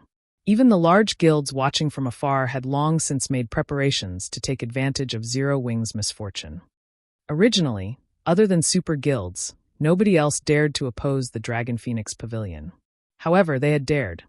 Moreover, they had even defeated the Dragon Phoenix Pavilion. They had achieved a feat that no guild had ever imagined was possible. The Dragon Phoenix Pavilion was actually defeated, just like that. The various large guilds spectating this battle fell silent. Other than shock, everyone felt amazement. Despite the Dragon Phoenix Pavilion's overwhelming power, in the end, all those elite players and frightening top-tier experts suffered defeat at the hands of a single NPC guard. After we return, we must focus on developing our guild's guards. Galaxy Past had an excited expression on his face as he watched the retreating members of the Dragon Phoenix Pavilion. The true strength of a super guild was something no ordinary guild could ever hope to comprehend. Only first-rate guilds like them would know some secrets about super guilds. Although the opponent Zero Wing had defeated this time was not a super guild, the Dragon Phoenix Pavilion's strength was already on a par with those super guilds. Since Zero Wing could repel the attack of the pavilion, it could naturally repel the attacks of super guilds as well. Most likely, nobody in the entire God's domain had thought that. The first guild capable of going toe-to-toe with the Dragon Phoenix Pavilion would not be a first-rate guild, but a recently established guild like Zero Wing, instead. However, this was still not the most exciting part. The most exciting part was that Zero Wing had shown everyone present the hope of contending against a super guild. In virtual reality games, the result of a war between guilds usually depended on players. However, God's domain was different. Here, NPC guards could also determine the outcome of a guild war. In other words, the advantage a super guild possessed was no longer an insurmountable hurdle. If a guild's players could not repel an attack, they could just fill the gap using NPCs. At this moment, Galaxy Past wasn't the only one planning to focus on nurturing his guild's NPC guards. The upper managers of the various large guilds had also grasped this point. They all had the notion of developing their NPCs once they returned. As long as their guild residences had an NPC like Kite protecting it, then their guild residences would be impregnable. That way, they could disregard those powerful super guilds. They could develop their guilds however they pleased. Although the members of the Dragon Phoenix Pavilion were swiftly withdrawing, Shifeng had no intention of letting them off the hook. Instead, he immediately expanded on his victory, killing as many as pavilion members as he could. Every player present was an elite or above. The quality of the equipment they wore on their bodies went without saying. Each additional death was equivalent to obtaining another piece of good equipment. During the Dragon Phoenix Pavilion's withdrawal, Shifeng and Kite managed to kill several hundred more players, obtaining a bountiful harvest, particularly of the life force points Shifeng collected. Damn it! Nine Dragons Emperor's heart bled when he saw his guild's elites and the experts of the War Dragon Legion dying one after another. Black Flame, just you wait. Sooner or later, I will definitely claim this debt. You won't be as lucky the next time we meet. After the war ended, Zero Wings members also began collecting their spoils of war. Both guilds had suffered an immense death toll in this war. However, during the intense battle, nobody had the time to pick up loot. Hence, plenty of equipment littered the ground right now. This sight stirred greed and jealousy in many of the spectating guilds. However, not a single guild player dared to steal some equipment for themselves. The same held true even for the assassins who were in stealth. A large number of NPCs still stood guard near these drops, and everyone had already witnessed just how powerful these NPCs were. Naturally, nobody wanted to donate their own equipment to Zero Wing. At the same time, word of the Dragon Phoenix Pavilion's defeat spread at the speed of light. Practically all the discussions on the official forums mention this incident. It can't be, right? The Dragon Phoenix Pavilion actually lost? You must be joking. The Dragon Phoenix Pavilion really lost. I have first-hand video documentation here, and you can have it for just 50 credits. A majority of the players in God's Domain was incredulous of the Dragon Phoenix Pavilion's defeat. The pavilion, which had remained unshakable all this time, had actually been defeated. It was a rout. Even the pavilion's most powerful War Dragon Legion had lost over half of its members. The damage the pavilion had suffered this time was simply incalculable. Starmoon City, inside Ouroboros's guild residence. Snow, Zero Wing actually won against the Dragon Phoenix Pavilion, just like you guessed it would. Zhao Yueru's unblemished face was full of surprise when she received the latest news regarding the war between Zero Wing and the Dragon Phoenix Pavilion. There's nothing surprising about this, Gentle Snow said, a bright smile appearing on her face. Black Flame is no fool. Moreover, he has never done anything he was not confident about. Since he dared to pick a fight with the pavilion, he naturally had basis for his confidence. Only, I never imagined that the source of his confidence would be so powerful. We're in luck this time. Since we're allies with Zero Wing, those elders whom Chao Chenghua is planning to pull to his side will have to carefully reconsider their actions, Zhao Yueru laughed. Moments after Zhao Yueru said these words, the doors to the meeting room opened, and a few gorgeously dressed middle-aged men and women entered. Seeing the arrival of these few people, Gentle Snow could not help but smile bitterly as she shook her head. Fate truly knows how to toy with people. These men and women were none other than Ouroboros's few highly skilled and influential elders. Normally, these elders paid little heed to the matters of the guild, focusing only on grinding, leveling up, and raiding dungeons. Even Chao Chenghua dared not offend these elders casually. Previously, Gentle Snow had tried inviting these elders for a discussion on some matters. However, they had simply ignored her overtures. Now, without even requiring her invitation, these people had taken the initiative to come looking for her. This situation left Gentle Snow speechless. Back then, she had only decided to become Zero Wing's ally to repay her debt to Black Flame. Now, however, it would seem that she was growing even more beholden to him, instead. Guild Leader Snow, we truly apologize for before. The few of us have been busy raiding dungeons all this time, so we failed to meet up with you. Now, however, we are already clear on the guild's situation. The few of us here have unanimously decided to support you fully. If Chao Chenghua dares to try to split up Ouroboros, he will have to go through us first before he can do so, the leading shield warrior declared, chuckling. Now that Zero Wing had defeated the Dragon Phoenix Pavilion, a super first-rate guild, its fame and status in God's domain were naturally far different from before. Prior to Zero Wing's appearance, the upper managers of various large guilds were secretly doing their best to forge connections with super guilds to increase their authority inside their own guilds. Many large guilds had even taken the initiative to curry favor with super guilds to obtain the protection of these super guilds. That way, if other guilds wanted to make a move on them, these guilds would have to think twice before taking action against them. After all, nobody wished to incur the anger of a super guild. Meanwhile, now that Zero Wing had defeated the Dragon Phoenix Pavilion, the consequences were obvious. In the future, Zero Wing might very well become another super first-rate guild. When a man became powerful, those near him could ride on his coattails to success as well. Since Gentle Snow was an ally of Zero Wing, that meant that Gentle Snow had the support of what amounted to a super first-rate guild. As long as one was not a fool, they would know which side they should choose. White River City, Zero Wing's residence. Guild leader, I've already tallied up the results of the war. Here are the statistics, Aqua Rose said, a smile on her face as she handed over a list of data to Shifeng. How could there be so many? We've really made a fortune this time. The corners of Shifeng's lips twitched slightly when he looked at the list.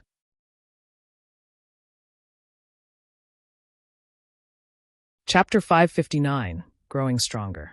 The number of equipment on the statistical list exceeded 20,000. Most of the equipment originally belonged to the Zero Wing members who had participated in the war, so those had to be returned. In addition, they had to take into account the reward for killing enemy players as well as death subsidies. However, even after deducting all the necessary expenses, they still had over 5,000 pieces of equipment remaining. Initially, Shifeng thought Zero Wing would only gain a slight profit from this war. After all, Zero Wing's army of over 10,000 elites had practically suffered complete annihilation. Only a few hundred elites remained alive at the end of the war. As for the Tier 1 core members, only several dozens survived. The compensation for the losses of over 10,000 elite members and hundreds of core members was astronomical. Having a surplus of more than 5,000 pieces of equipment surpassed Shifeng's expectations entirely. We are fortunate that the pavilion members' equipment is of excellent quality, unlike the previous battles we fought before when there were barely enough spoils of war to go around, even though our losses were not significant back then. At this moment, Aqua Rose was overjoyed. The guilds they had fought in the past were much poorer compared to the Dragon Phoenix Pavilion. The enemy guilds back then consisted mostly of ordinary players, with only a small number of elite players. The equipment they could drop was naturally of low quality. Bronze and mysterious iron equipment was considered top-tier goods for those guilds. Now, however, the enemies they had killed were the elites and experts of the Dragon Phoenix Pavilion. Naturally, the items they dropped were on an entirely different level in terms of quality.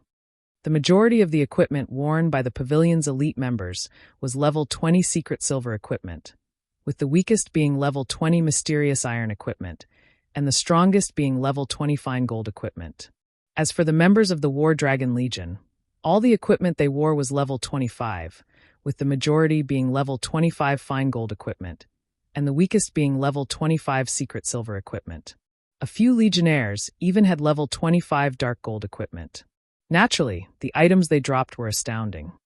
Currently, level 20 bronze equipment was being sold for around 20 silver. Even mysterious iron equipment sold for around 40 silver only. However, the prices for secret silver equipment was a different story altogether. With the difference of just one rank, the price increased from around 40 silver straight up to around 90 silver. If it were secret silver equipment meant for MTs, the price would go further, up to 1 gold 20 silver. This disparity was mainly due to the sheer difficulty in obtaining secret silver equipment. In level 20 6-man party dungeons, even at hell mode, there was only a fixed chance for secret silver equipment to drop. Only 10-man hell mode team dungeons would drop secret silver equipment with 100% certainty, with a small chance of dropping fine gold equipment. Most players in God's domain were just beginning to raid level 20, 10-man team dungeons, and the number of teams that could raid hell mode was very low. With the tight supply of level 20 secret silver equipment, it was only natural for prices to be a lot higher. As for level 20 fine gold equipment, its prices were even more inflated. Each piece of such equipment sold for at least 4 gold. Normally, only 20-man Hell Mode team dungeons would drop fine gold equipment with 100% certainty. Meanwhile, there was only a fixed chance for one to drop in hard mode. Hence, fine gold equipment was much rarer, and its price much higher. If level 20 equipment was already like this, there was no need to mention level 25 equipment. For equipment, although an increase in 1 rank was equivalent to an increase in 5 levels, level 25 secret silver equipment was much more expensive than level 20 fine gold equipment.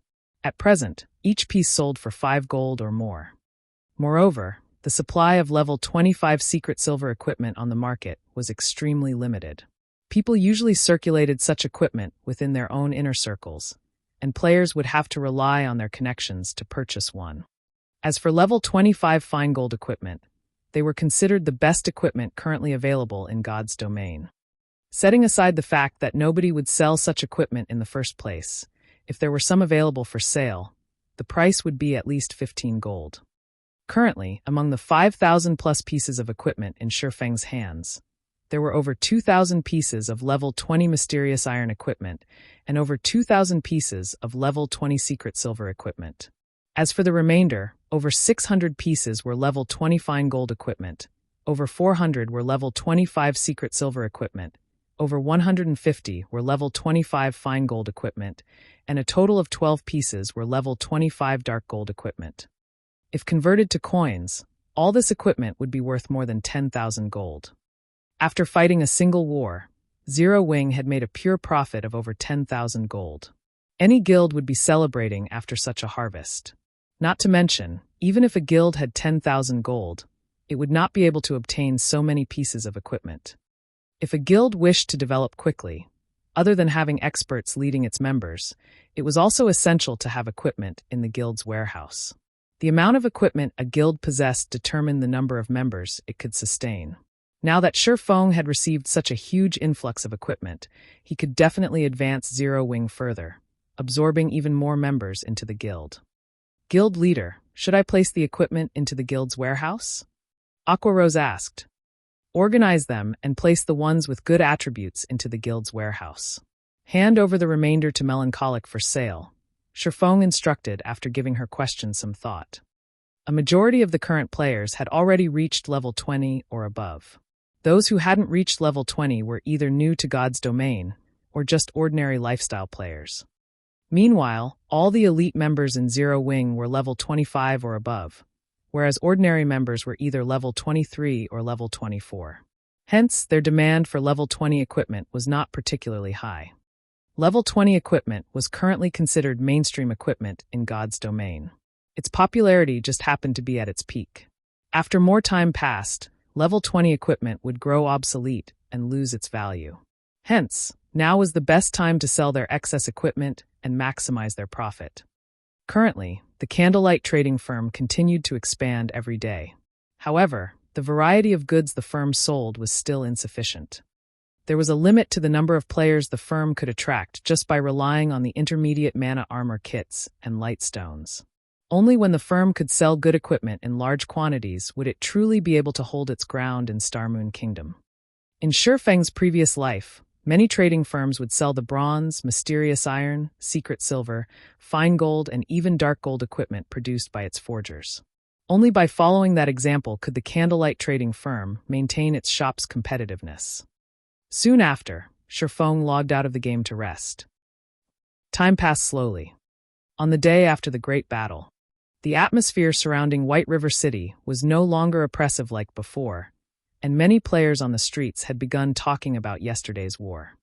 Damn, I can't believe that, while I was at work during the day, the Dragon Phoenix Pavilion was actually defeated. I know, right? Zero Wing is OP now. If even a super first-rate guild is helpless against it, it would be even more impossible for other guilds. It is a huge pity that you did not get to watch that battle. That Dragon Phoenix Pavilion really deserves its title as a super first-rate guild. The number of experts they sent over yesterday could easily overwhelm any first-rate guild. However, Zero Wing still came out on top.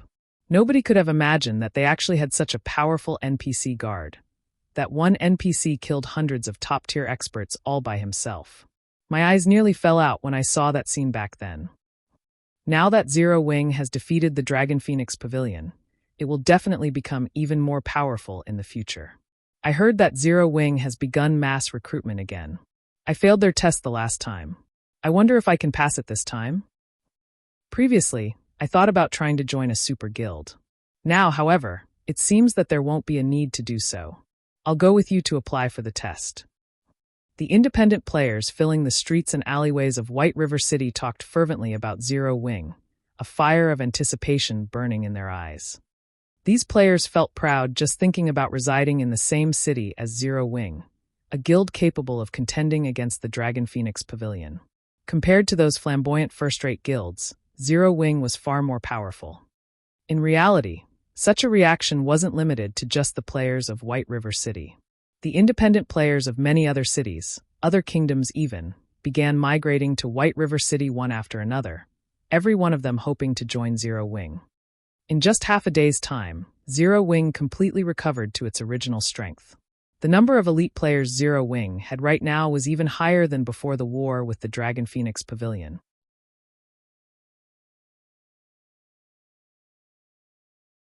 Chapter 560.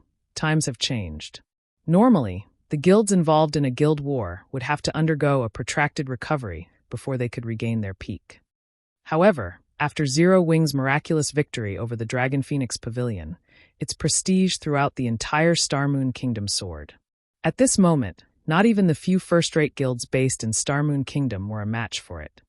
As a result, a large number of independent players swarmed to White River City in order to join Zero Wing.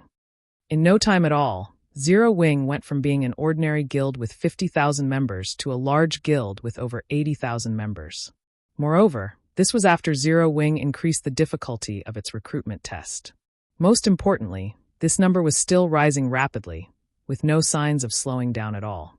Zero Wing's development speed rendered the various large guilds in Starmoon Kingdom speechless.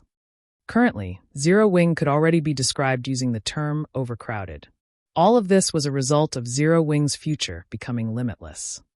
Previously, although Zero Wing had attracted quite a lot of attention due to its various feats, at the end of the day, it was merely another small guild that was a dime a dozen in God's domain.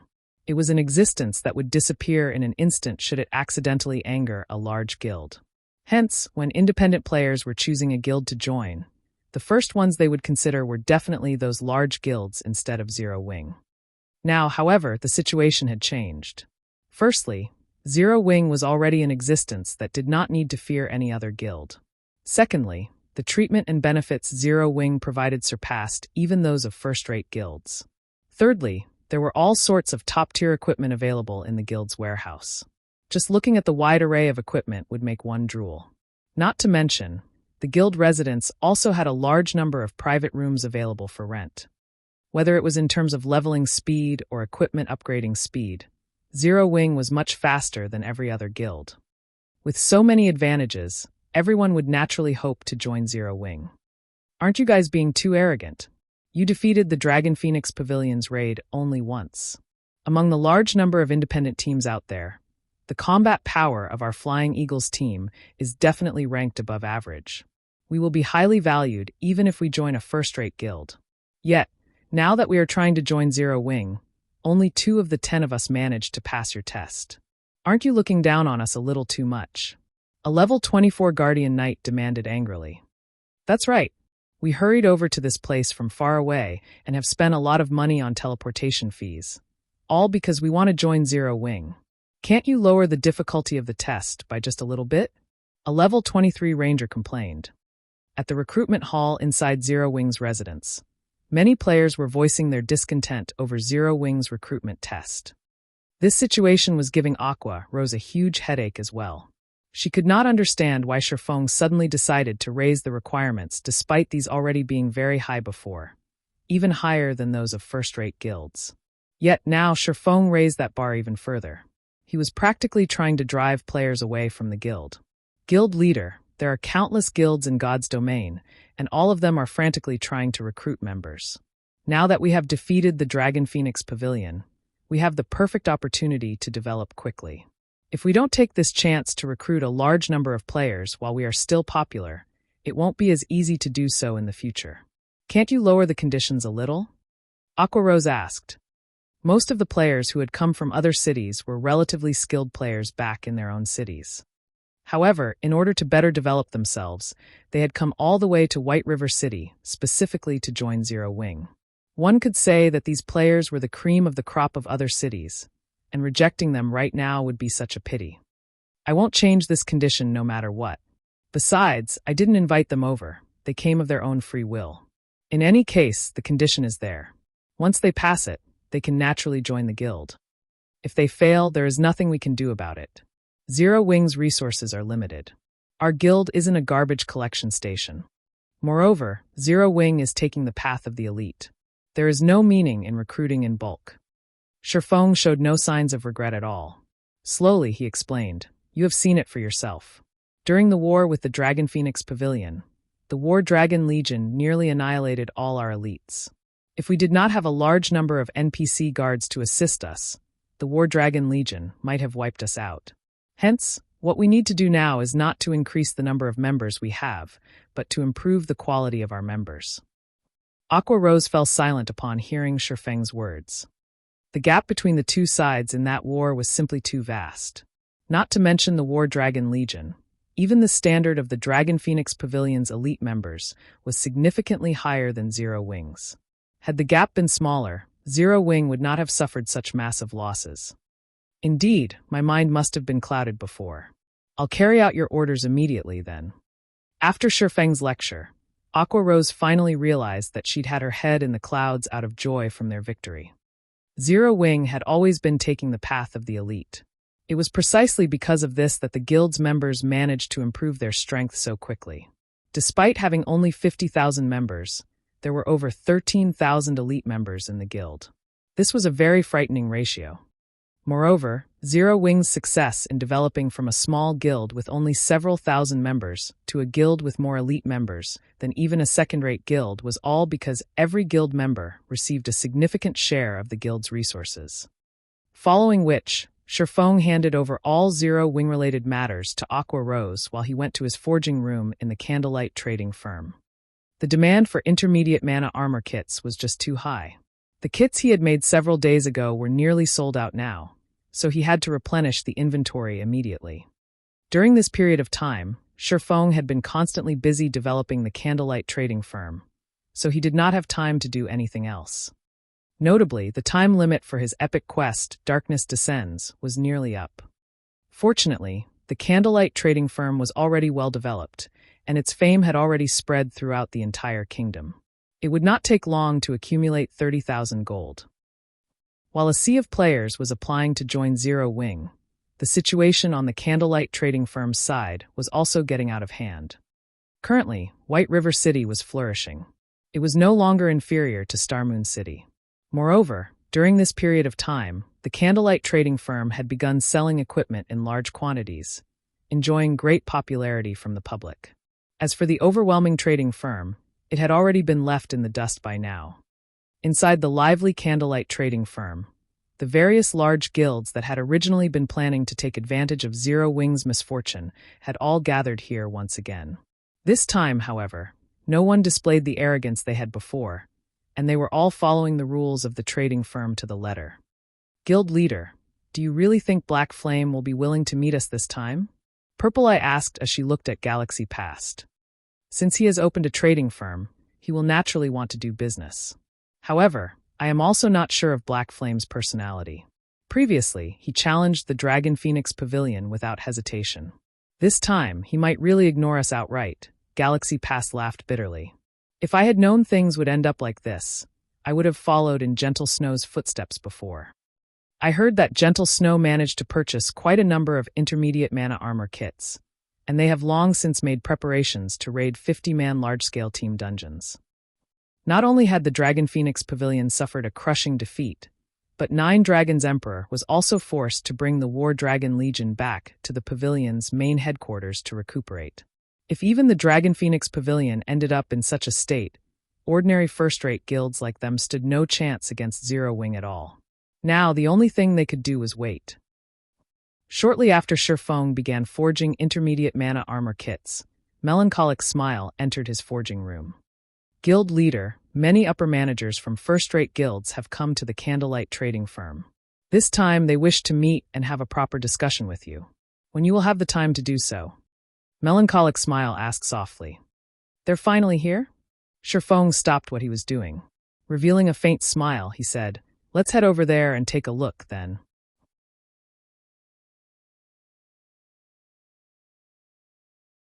Chapter 561 Business. Overwhelming Smiles Guild Residents. Overwhelming Smiles' upper echelons currently filled the magnificent meeting room. Every one of them wore depressed expressions. Sitting at the head of the table, Feng Xianyang appeared utterly defeated. Zero Wing's victory over the Dragon Phoenix Pavilion had dealt a psychological blow to every member of Overwhelming Smile. Originally, nobody had believed that Zero Wing could survive the Great War against the Dragon Phoenix Pavilion. Now, however, Zero Wing was like the sun at high noon, and many Overwhelming Smile members in White River City had already considered withdrawing from the guild. Ever since Overwhelming Smile began warring with Zero Wing, massive battles would ensue whenever the guilds met outside the city. Previously, they had maintained a balance against Zero Wing, fighting on equal footing. Now Zero Wing suppressed them completely. Their morale wasn't the only thing that fell with each consecutive fight. Their levels were decreasing rapidly as well. On the other hand, Zero Wing grew more valiant and stronger with every passing fight. Right now, Overwhelming Smiles members no longer dared don their guild's emblem when they left the city, deeply afraid that Zero Wing's members would recognize them. As a result of this depressing situation, many players had begun withdrawing from Overwhelming Smile. Why do I have such bad luck? Back in the day, I had been adamant about joining Overwhelming Smile.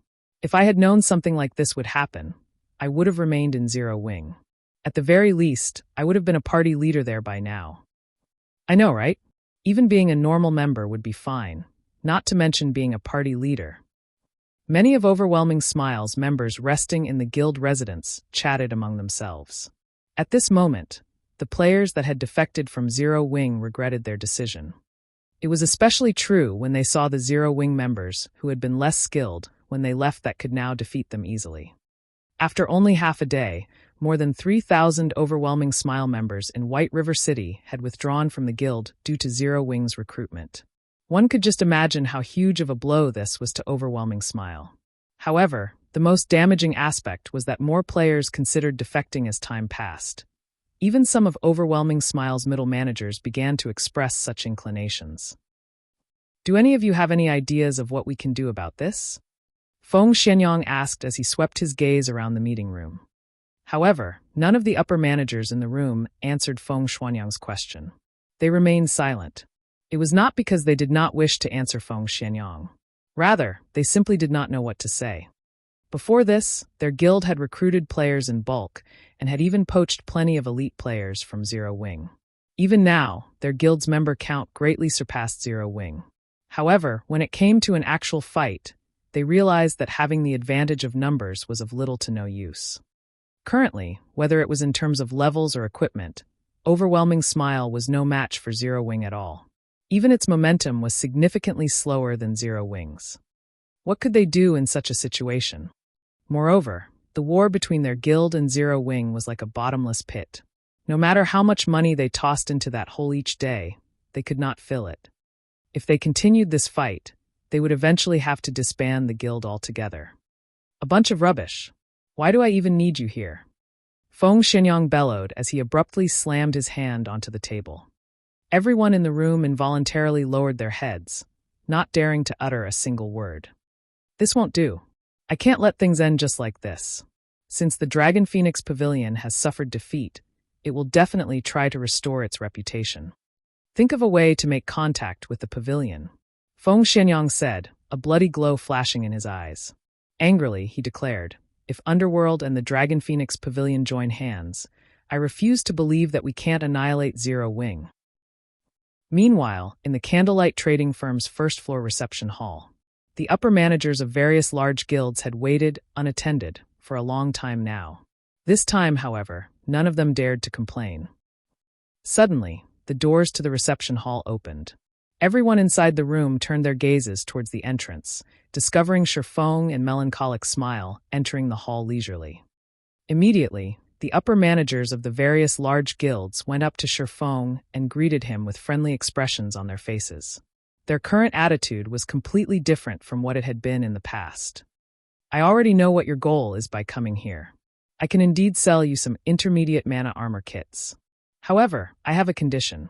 If you aren't interested in my proposal, then you may just leave, Sherfong said straightforwardly, showing no signs of appreciation everyone's compliments.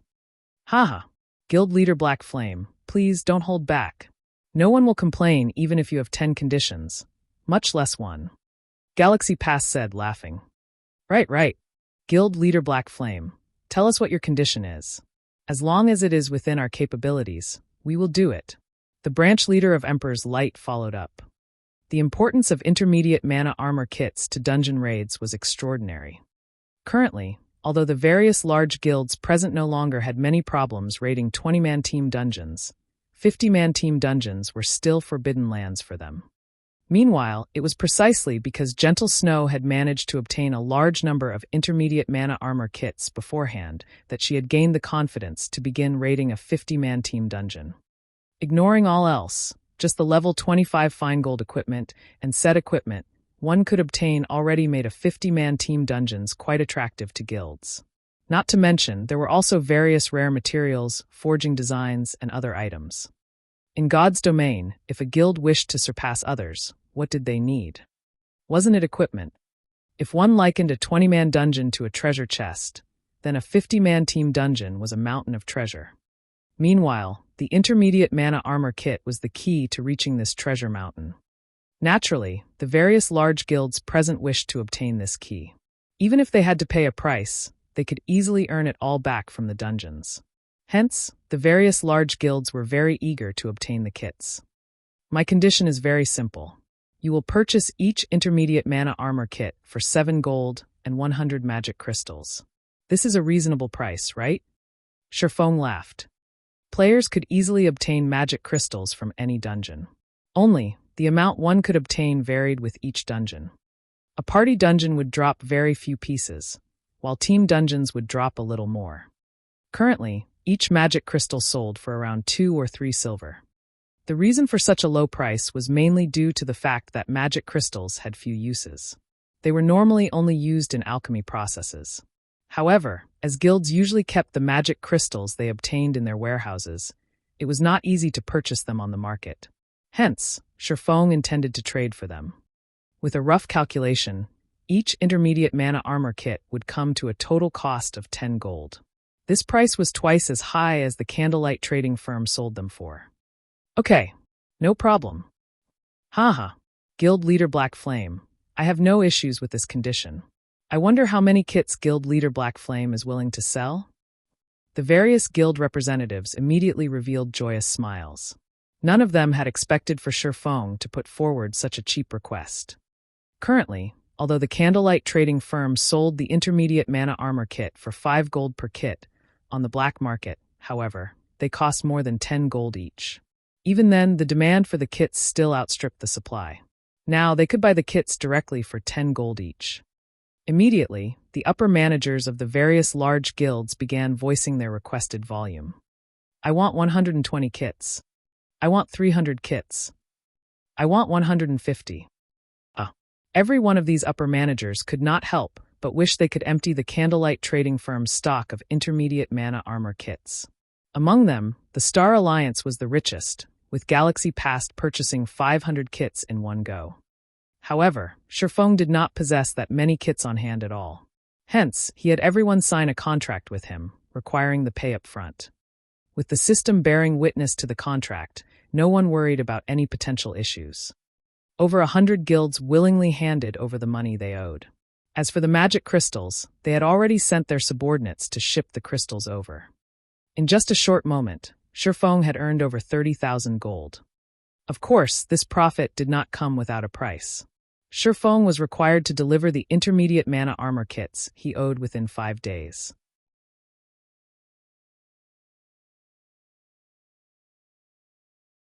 Chapter 562, Divine Colosseum. After the upper managers of the various large guilds left the reception hall in high spirits, Melancholic Smile could no longer hold back as she asked, "Guild leader, will it really be all right to sell so many intermediate mana armor kits to these guilds? It would have been fine if it were the basic strengthened armor kits.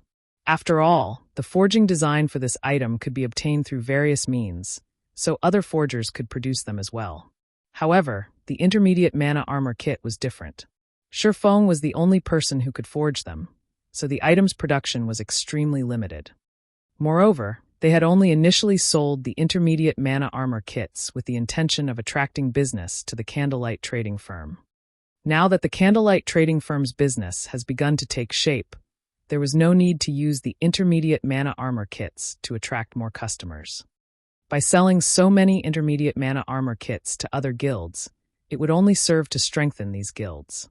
This would just cause Zero Wing more trouble. Since we are a trading firm, why shouldn't we do business when the opportunity presents itself? Shifeng laughed. Not to mention, I've already made a huge profit. I should at least allow others to pick up some scraps, right? Huge profit. Melancholic Smile was confused. If we sell the same amount of kits through the black market secretly, we will make more than what we just did. However, my goal isn't just to earn coins, but also magic crystals. Shifeng explained, currently there are few uses for magic crystals. Moreover, they can only be obtained from dungeons. However, the various large guilds normally keep the magic crystals they obtained for themselves. So, if we had to point out who possesses the most magic crystals, it would have to be these large guilds. But the Candlelight trading firm also has plenty of magic crystals. We even have an entire warehouse full of them right now. We have more than what we can use. Melancholic Smile grew even more confused. Have you forgotten the simulation device in the special forging rooms? Shifeng laughed. Immediately, Melancholic Smile's eyes glowed as she came to a realization. If one wished to use the simulation device, they needed to expend magic crystals. Meanwhile, the amount of magic crystals required varied depending on the materials simulated. The more precious a material was, the more mana crystals were required. A simulation device could allow a lifestyle player to familiarize themselves with the production flow of an item swiftly, significantly increasing their success rate and production speed when it came to the real deal. Compared to experimenting and wasting actual materials, it was much cheaper to spend magic crystals. Currently, the Candlelight trading firm was developing in multiple cities. However, it severely lacked manpower, particularly advanced forging apprentices and basic forgers who were capable of producing advanced products. Despite the firm's efforts in recruiting lifestyle players from cities outside its sphere of influence, the number of players they had recruited was utterly insufficient. Currently, player demand for advanced products was growing exponentially. However, only basic forgers had a slightly higher success rate of producing items, such as level 20 bronze and mysterious iron equipment. Advanced forging apprentices could not produce such items at all. As a result, the other trading firms throughout the entire God's domain were also desperately recruiting and poaching basic forgers. Unfortunately, becoming a true forger was easier said than done. If one wanted to nurture a group of basic forgers, the money required to do so could bankrupt an ordinary small guild. If the Candlelight trading firm wished to quickly nurture a batch of advanced forging apprentices and basic forgers, utilizing the simulation device in the special forging rooms would be the cheapest way to do so. Only, the amount of magic crystals required to sustain the simulation device for so many people would be astounding. Considering the situation again, Melancholic Smile found that the amount of magic crystals the firm had stored away was indeed insufficient. All right, in a moment, go and receive the magic crystals that those guilds have sent. I've also removed the restriction on the previously reserved special forging room. You can allow players with strong potential to train there. Saying so, Shifeng removed the restriction on the special forging room. Right, you should also purchase some magic crystals from time to time. However, make sure not to attract too much attention when doing so lest people start hiking up the prices. Guild leader, rest assured, I will send people to purchase them from other cities discreetly. I won't let others find out about this. Melancholic Smile nodded, smiling brightly. This was not the first time she had to do such a thing. Melancholic Smile then departed from the reception hall. I can only lie to her like this for now.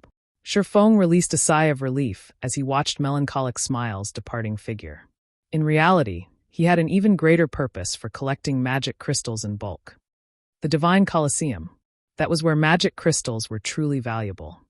In the past, everyone had treated magic crystals as garbage, as, at the time, only certain items required magic crystals to produce. Moreover, these items required very few to produce. Hence, players would normally celebrate if they managed to sell the magic crystals they had obtained. However, nobody could have imagined that, the moment the Divine Colosseum opened, the prices of magic crystals would instantly soar by over 6 times. The Divine Colosseum allowed players to examine their strength, and it allowed players to undergo training provided by the system to improve their weaknesses. Moreover, one could also obtain rewards from battles in the Divine Colosseum. The Divine Colosseum also had many other functions. Due to the emergence of the Divine Colosseum, the players of God's domain had obtained a systematic promotion ladder that allowed them to become experts quickly. Hence, the Divine Colosseum had been very popular among players. Players were required to pay a fee in order to use the Divine Colosseum. However, one could not use coins to make payments at the Colosseum, but magic crystals instead. Hence, prices of magic crystals skyrocketed upon the emergence of the Divine Colosseum. Even after a decade, magic crystals were still a powerful currency. They were worth as much as gold in reality. Otherwise, Shifeng would not have foolishly used intermediate mana armor kits to trade for magic crystals. If possible, Shifeng wished to turn all the coins in his possession into magic crystals. By the time the Divine Colosseum activated, the 30,000 gold in his hands would immediately become more than 100,000, or even 200,000 gold. However, in order to avoid attracting suspicion, he could only purchase them slowly and secretly. Over the following 2 days, Shifeng did not rest or log out of the game at all as he ceaselessly forged the intermediate mana armor kits. By the time he had cleared his debt, he had risen from level 30 to level 32. He had actually managed to level up twice in 2 days. Moreover, this was after he had reached level 30. If it were anyone else, they would not be able to rise by 2 levels even after grinding for a whole week. Meanwhile, Shifeng's forging proficiency had also risen to intermediate forger. During this period, both Zero Wing and the Candlelight trading firm developed rapidly. It was especially true for Zero Wing. The guild's member count had finally broken past the 100,000 threshold, and it could finally be considered a large guild in the truest sense. On the Candlelight trading firm's side, thanks to the simulation device, the firm had successfully nurtured several additional basic forgers during these past 2 days. As for the other guilds, they had also begun their competition over 50-man team dungeons. However, the thing that surprised everyone was that Overwhelming Smile had taken the lead, becoming the first guild to defeat the first boss in a 50-man hard mode team dungeon. As for Zero Wing, Aqua Rose's team had only been the second to defeat the first boss after relying on their superior equipment. The perceived failure had disheartened Aqua Rose. Shifeng was not surprised at all. Overwhelming Smile had the aid of War Wolf, as well as several other true experts. In terms of the number of top-tier experts, Overwhelming Smile was far above Zero Wing. Moreover, 50-man team dungeons relied more on a player's combat techniques than equipment. It was only natural for Aqua Rose's team to lose. It should be about time to turn in the quest. Shifeng looked at the coins that filled his pockets. He could not help but look forward to the quest reward given by the Starstreak trading firm. As one part of an epic quest, it had been extremely difficult. If he had not possessed the advanced book of magic, it would have been impossible for him to complete this phase of the quest.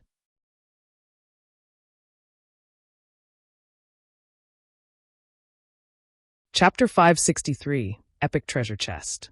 Just as Shifeng finished tidying up the intermediate mana armor kits he had forged and was about to head towards the Starstreak trading firm to complete his quest, Melancholic Smile suddenly rushed into the room, obviously agitated. Why the hurry? Did something big happen? Shifeng could not help but ask. People from the Dragon Phoenix Pavilion are here. Melancholic Smile hurriedly said. They say they must meet with you. Moreover, they wish to hand you an item personally. They say that this item will be a huge help to you, and if you do not take a look at it, you will regret it in the future. Regret it, huh? Sherfong laughed. This Dragon Phoenix Pavilion truly is interesting. I've just defeated them, and already they're sending gifts? Let's go see what they're up to then. The Dragon Phoenix Pavilion was a super first-rate guild. Although it had suffered massive losses in its war against Zero Wing, with the pavilion's background, it should have already recovered most of its losses. As for the possibility of the pavilion starting another war with Zero Wing, that was highly unlikely.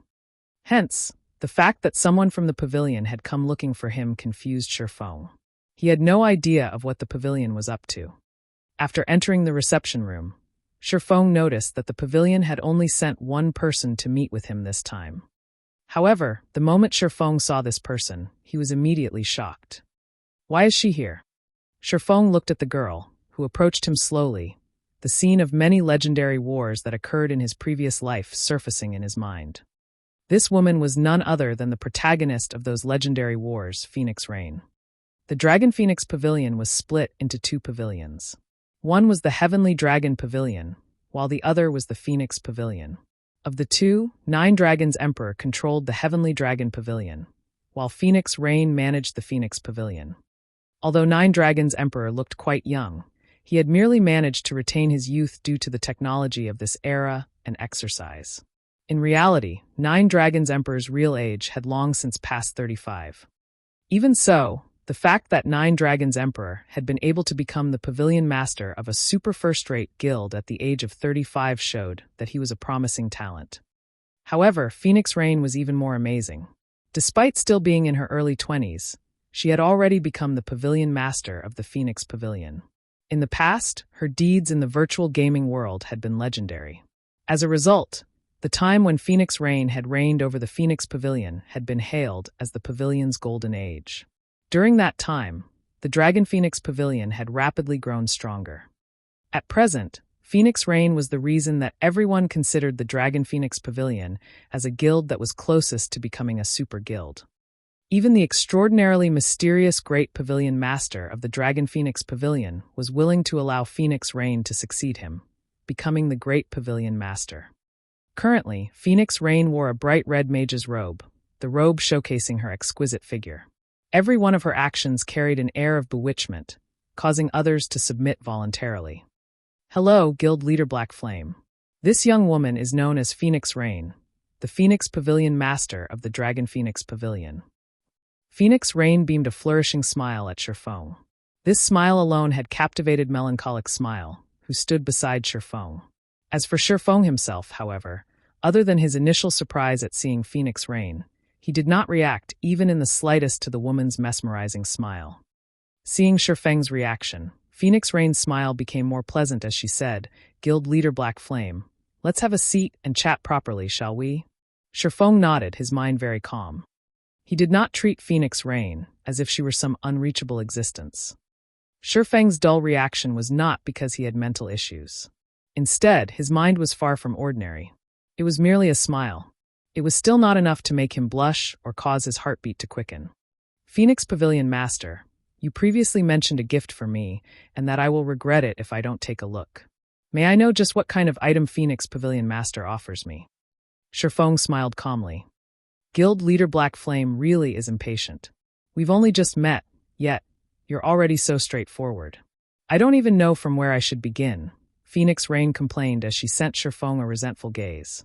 Sighing, she said, however, since you've already asked, it would not be right to refuse.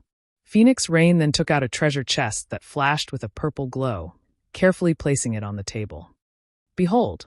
The moment Phoenix Rain said so, Melancholic Smile, who sat beside Sherfong, was stupefied. This is an epic treasure chest. Melancholic Smile dared not believe her own eyes. There were plenty of treasure chests in God's domain. However, the majority of them were common treasure chests. One would be lucky if they encountered a bronze treasure chest, whereas obtaining a mysterious iron treasure chest would make them rich. If one encountered a secret silver chest, they would become the envy of many. As for fine gold and dark gold treasure chests, Melancholic Smile had yet to see what they even looked like. Meanwhile, an epic treasure chest was a legend. The purple glow surrounding the treasure chest before her was indeed the glow effect unique to an epic ranked item.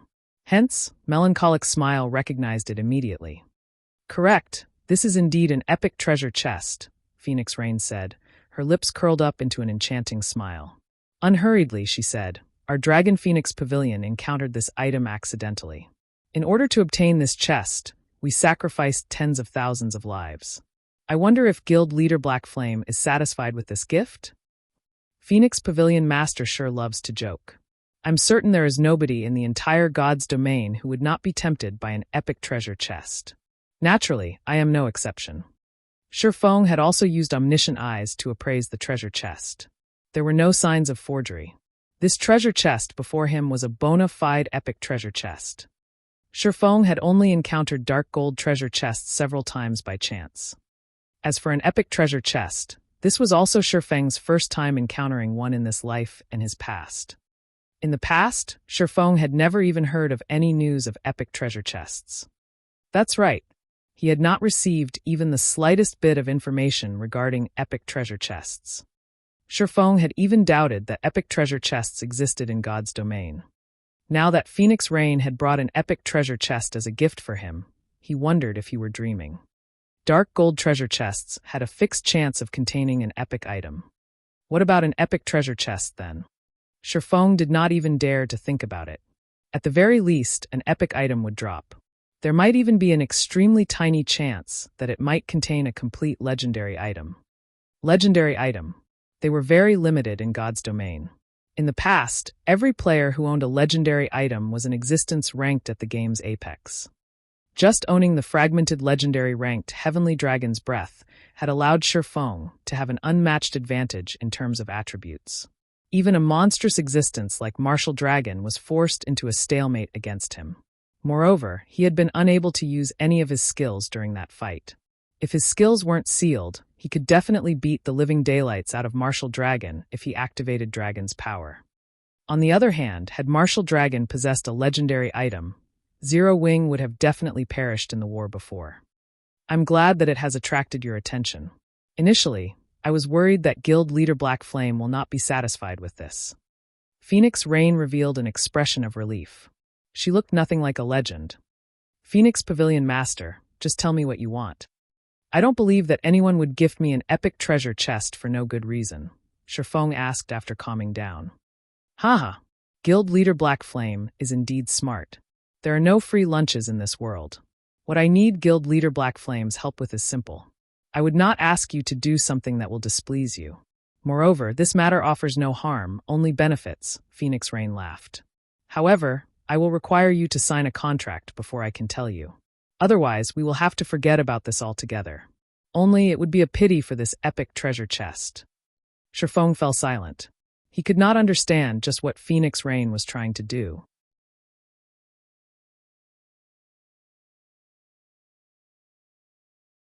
Chapter 564, Demon Queen. Phoenix Rain did not grow anxious at the lack of response from Shifeng. She simply sipped her black tea as she waited quietly for Shifeng's answer. It was as if she were not afraid of Shifeng rejecting her offer whatsoever. An epic treasure chest was incredibly precious. One could say that it was far rarer than an epic item. The Dragon Phoenix Pavilion had been lucky to stumble upon it by chance. To secure it, they had even paid a colossal price. As for what one could obtain from an epic treasure chest, even if an epic item with bad attributes dropped, its value would still be significant. There was no need to mention how much the chest would benefit a guild if it contained something even better than an epic item. Just using it as a gimmick would allow a guild's reputation to soar, not to mention letting an expert equip it and enter a dungeon. As there was a limited number of players allowed to enter a dungeon at a single time, the quality of players entering a dungeon would significantly impact the rating progression.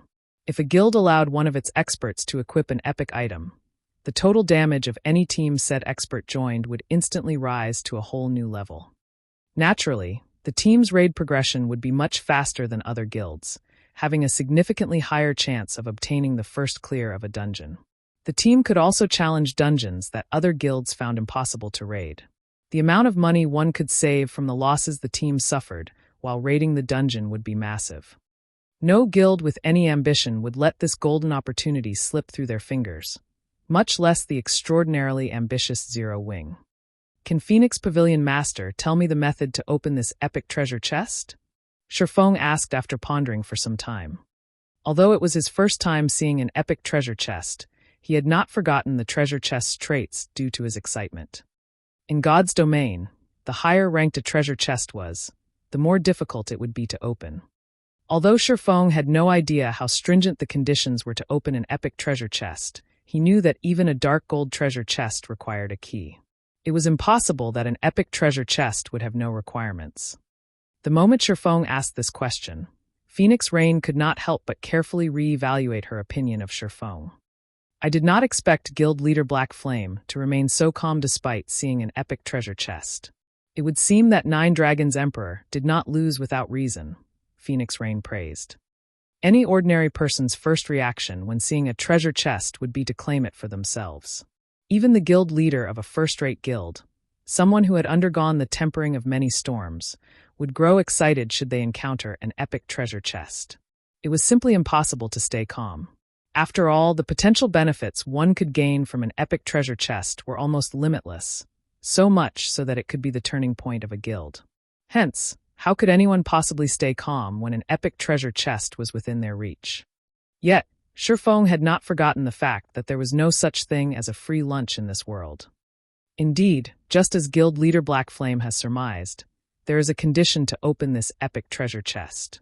However, this condition should not be difficult for a guild like Zero Wing to meet. Even if it isn't possible now, it will be in the future. It is only a matter of time. Phoenix Rain came clean without trying to hide anything. May I know what the condition is for opening this treasure chest? Shifeng smiled bitterly. How could he not tell that Phoenix Rain was trying to hide something? This was an epic treasure chest. Just a dark gold treasure chest already required a dark gold ranked key to open it. However, a dark gold key was even rarer than the dark gold treasure chest itself. If an epic treasure chest required an epic key to open, Shifeng could do without it. Phoenix Rain frowned slightly. She did not think Shifeng would be so adamant for an answer. Although an epic treasure chest was indeed tempting, she had held the chest for a long time now. Unfortunately, she had no way to open it and could only stare blankly at the glowing chest. Otherwise, who would possibly use such a priceless item as a bargaining chip? However, she never expected that Shifeng would not take her bait. Forget it. I believe that, if I don't tell you, you will most likely refuse to negotiate, Phoenix Rain sighed. Truth be told, the condition for opening this treasure chest is relatively simple. One only needs to gather 88 mana stones. I have investigated the mana stones somewhat. They only drop from 100-man dungeons with a certain probability. Of course, it will not be possible to gather 88 pieces within a short time. However, with Zero Wing's strength, collecting them will only be a matter of time, right? Mana stones. Shifeng hurriedly suppressed the excitement in his heart, not daring to reveal it. I have also heard of this item before. However, I heard that they are extremely rare. Obtaining just one would require a tremendous amount of effort, let alone 88. At the very least, it would take several months to collect that many.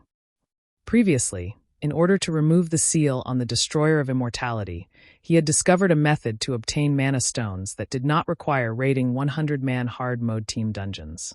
Although 88 mana stones was not a small amount, and he would be required to spend a lot of money, it was still much easier than trying to obtain them from 100-man dungeons, betting on that meager 2% drop rate. Guild Leader Black Flame, although you will only be able to open the treasure chest after 1 or 2 months, an epic item will still be extremely rare after that much time has passed. Not to mention, epic items aren't the only thing you can obtain from an epic treasure chest. If Guild Leader Black Flame obtains a legendary item, at that time, you will have truly made a fortune, Phoenix Raid hurriedly explained when she saw Shifeng's disappointed expression. You are correct. However, Shifeng muttered, revealing a troubled expression. However, when he saw Phoenix Rain trying her best to push the treasure chest onto him, he was inwardly exhilarated. Indeed, just as Phoenix Rain had said, in the past, even after 3 months since God's Domain launched, dark gold items were still as rare as a phoenix's feather, not to mention epic items. Back then, Only super guilds and a few extremely lucky guilds possessed epic items. As for fragmented legendary and legendary items, there had been no news whatsoever about these items. If Shifeng could obtain an epic item in 3 months' time, he would make a huge fortune. After all, one could continue to use an epic item to a very high level. There was no need to worry about it becoming obsolete during the initial stages of the game. Guild Leader Black Flame, you should know that my request of you will not be difficult to complete. Moreover, it is something that will benefit you as well. I even offer you this epic treasure chest as a gift. Yet, you still try to make excuses to put me off. Are you really that afraid that I will eat you up? Phoenix Rain smiled brightly, revealing a charming expression. Watching Phoenix Rain act in such a way, even Shifeng felt his willpower faltering. She really is deserving her title as the Demon Queen, Shifeng inwardly sighed. If anyone else stood in his place right now, Phoenix Rain might have conquered them already. Although Phoenix Rain appeared charming and gentle on the surface, her beauty and melodic voice capable of even toppling cities and countries, Shifeng knew just how terrifying the woman was. If anyone dared write her off as a pinup, they must suffer some sort of brain damage. Even the insufferably arrogant 9 Dragons Emperor feared Phoenix Rain. After pretending to hesitate repeatedly, Shifeng finally slapped his thigh and said, "All right then. I agree to your proposal.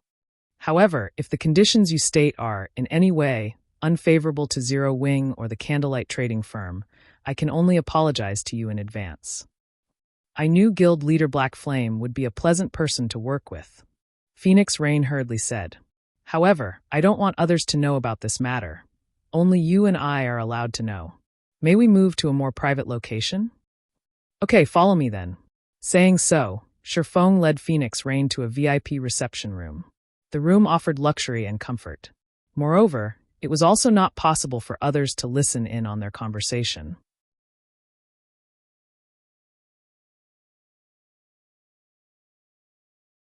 Chapter 565, The Offer. The VIP reception room on the 2nd floor was like an entirely different world. The rich fragrance of flowers and the chirping of birds filled the room. One could also see green mountains and blue creeks in the distance. The space inside this room looked just like the garden in paradise. As expected of a 2-star shop. It actually offers such an impressive location. Phoenix Rain expressed her admiration as she surveyed her surroundings. If Phoenix Pavilion Master likes it, you can easily obtain one for yourself. Although a 1-star shop has less space and available environments to choose from, this garden environment is also available in a 1-star shop, Shifeng laughed. God's domain was not considered a different world without reason. While nearly everything that could be found in the real world existed in God's domain, things that did not exist in the real world could also be found here. In God's domain, the available activities were not limited to just killing monsters and leveling up. They could also enjoy a leisurely life here. However, the extremely realistic sensations that God's domain offered was not its most attractive aspect. Instead, it was the time dilation. This was the greatest scientific creation of mankind in this century, and only God's domain had managed to implement this function. No other virtual reality game had achieved this feat. This was also the main reason for God's domain's popularity. The flow of time in God's domain was twice as slow as that in the real world. In other words, God's domain's players could theoretically live twice as long as ordinary people in the real world. Moreover, activities such as learning, relaxation, and resting could all be done in God's domain. People could have more time to do what they wished inside the game world. In the real world, there were only 24 hours in a single day. An ordinary student like Shifeng would normally commit 5 or 6 hours of their day to study. Sleep also occupied roughly 9 hours. After deducting the time spent eating and other necessary activities to sustain one's life, a student like Shifeng would only have around 5 or 6 hours of free time. Meanwhile, each day in God's domain had 48 hours. In other words, a student in God's domain could possibly have up to 30 hours of free time, 5 times that of ordinary people. Who wouldn't want to live such a life? Not to mention, the main God system was constantly expanding the world of God's domain, allowing this virtual world to become more realistic, interesting, and mysterious. Who wouldn't be tempted by something like this? Guild Leader Black Flame must be joking. Although I really wish to obtain a house like this for myself, unfortunately, ordinary shops are no good. Such an environment is only available in luxury shops. Meanwhile, constructing a luxury shop requires 1,000 gold. I already wish I could spend 1,000 gold as if it were 2,000. So where would I possibly find so much money laying around to construct a luxury shop? Phoenix Rain shook her head, a hint of disappointment flashing in her eyes as she surveyed the room's elegance. Even large guilds had their own troubles to face. A small guild had few members, so it was relatively easy to manage. Thus, the guild required less money to sustain it. On the other hand, it was extremely complex to manage a large guild that had a large number of members. A super first-rate guild like the Dragon Phoenix Pavilion was even more frightening. There were many aspects that required money. It was especially true during the initial stages of the game. It was like investing into a bottomless pit. Fortunately, guild residences allowed the pavilion to earn some money through guild quests. In addition, the trading firms and the raiding teams that had already taken shape had also begun to profit the pavilion, allowing them to invest less as a result. However, in terms of extravagance, no one throughout all of God's domain could compete with the Candlelight trading firm. Phoenix Pavilion Master, nobody will be able to listen in on our conversation here. You should be able to state your condition now, right? Although Phoenix Rain had presented herself weak all this time, Sherfong refused to believe that the woman was as simple as she made herself out to be. For just one simple condition, she had personally run all the way from the Black Dragon Empire to White River City and had even gifted him an epic treasure chest. Before I reveal it, I hope that you will first sign this confidentiality contract, Phoenix Rain said. She then revealed a contract that she had prepared, placing it on the table. Quite seriously, she said, it is not that I do not believe Guild Leader Black Flame, but this matter is simply too important to take risks. If a third party discovered this situation, it would not benefit either of us. Sherfong picked up the contract and gave it a careful read. Indeed, it was a very common confidentiality contract. Under the surveillance of the main god system, it was impossible to reveal any secrets covered by a confidentiality contract in the game. Of course, the main god system could not control any leaks in the real world. Aren't you afraid that I will reveal it outside of God's domain? Sherfong asked. I believe that Guild Leader Black Flame is an intelligent person, so please don't ask such a foolish question, Phoenix Rain said, her hand covering her mouth as she chuckled softly. It was just a joke. Sherfong then signed the contract. The moment Sherfong finished his signature, the notification sound of the system immediately rang by his ears. System, contract established. If either party violates the contract, the violator will be banished from God's domain. Although the system's female voice sounded crisp and pleasing, its words would give anyone goosebumps. Banished from God's domain. Moreover, there was only one condition. Any player who wished to live in God's domain would not dare violate this condition. After hearing the system notification, Phoenix Rain smiled at Sherfong as she said, in reality, my condition is very simple. I just wish to obtain a portion of the Candlelight trading firm's shares, but in my own name, not the Phoenix Pavilions and, even more so, not the Dragon Phoenix Pavilions. Of course, I will provide even more benefits. The simplest would be land for shops. You should know that reputation is required to purchase a good plot of land in every city. Although one can obtain it through subsales, the strategic plots of land in every city are not something an ordinary guild can obtain easily.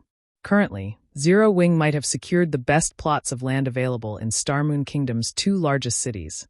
What about the important cities in other countries? If the Candlelight trading firm is to grow, it will require a larger market. I am sure that you will not be satisfied with just ruling over these 2 cities, right? I can provide this convenience. I can allow the Candlelight trading firm to obtain the valuable plots of land available in the main cities of many kingdoms and empires. In addition, I also have plenty of connections that can enable you to obtain raw materials cheaply, as well as provide you with the forging designs and recipes obtainable from dungeons. You won't have to worry about collecting and purchasing these things yourself. Of course, this matter will be carried out discreetly. I will not reveal my involvement. More importantly, I am not your enemy. 9 Dragons Emperor might have a grudge against you, but I do not stand with him. To be more precise, I stand with you. May I know what Guild Leader Black Flame thinks of my proposal? At this moment, Sherfong was silent. Phoenix Rain's proposal was indeed generous. A super first-rate guild's background was extraordinary. Compared to him, Phoenix Rain would have a much easier time obtaining the golden lands of the major cities in the various kingdoms and empires. Moreover, it was also impossible for him to get players of other kingdoms to resell their lands. Nobody would be so foolish as to give away their benefits to someone else, particularly to the Candlelight Trading Firm, a trading firm with massive advantages. Moreover, just as Phoenix Rain had said, she was not his enemy. On the surface, the Dragon Phoenix Pavilion might seem like a single guild, but in reality, the pavilion was two guilds joined as one.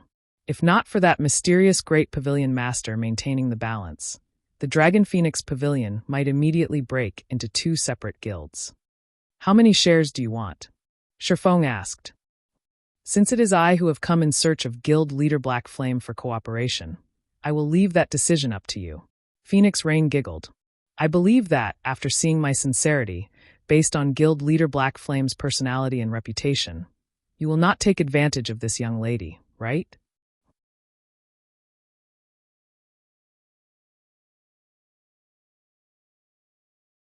Chapter 566, Epic Treasure Chest Secured.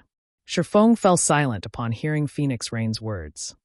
Negotiations were normal when one sought cooperation, and people would normally strive to obtain the greatest benefits for themselves.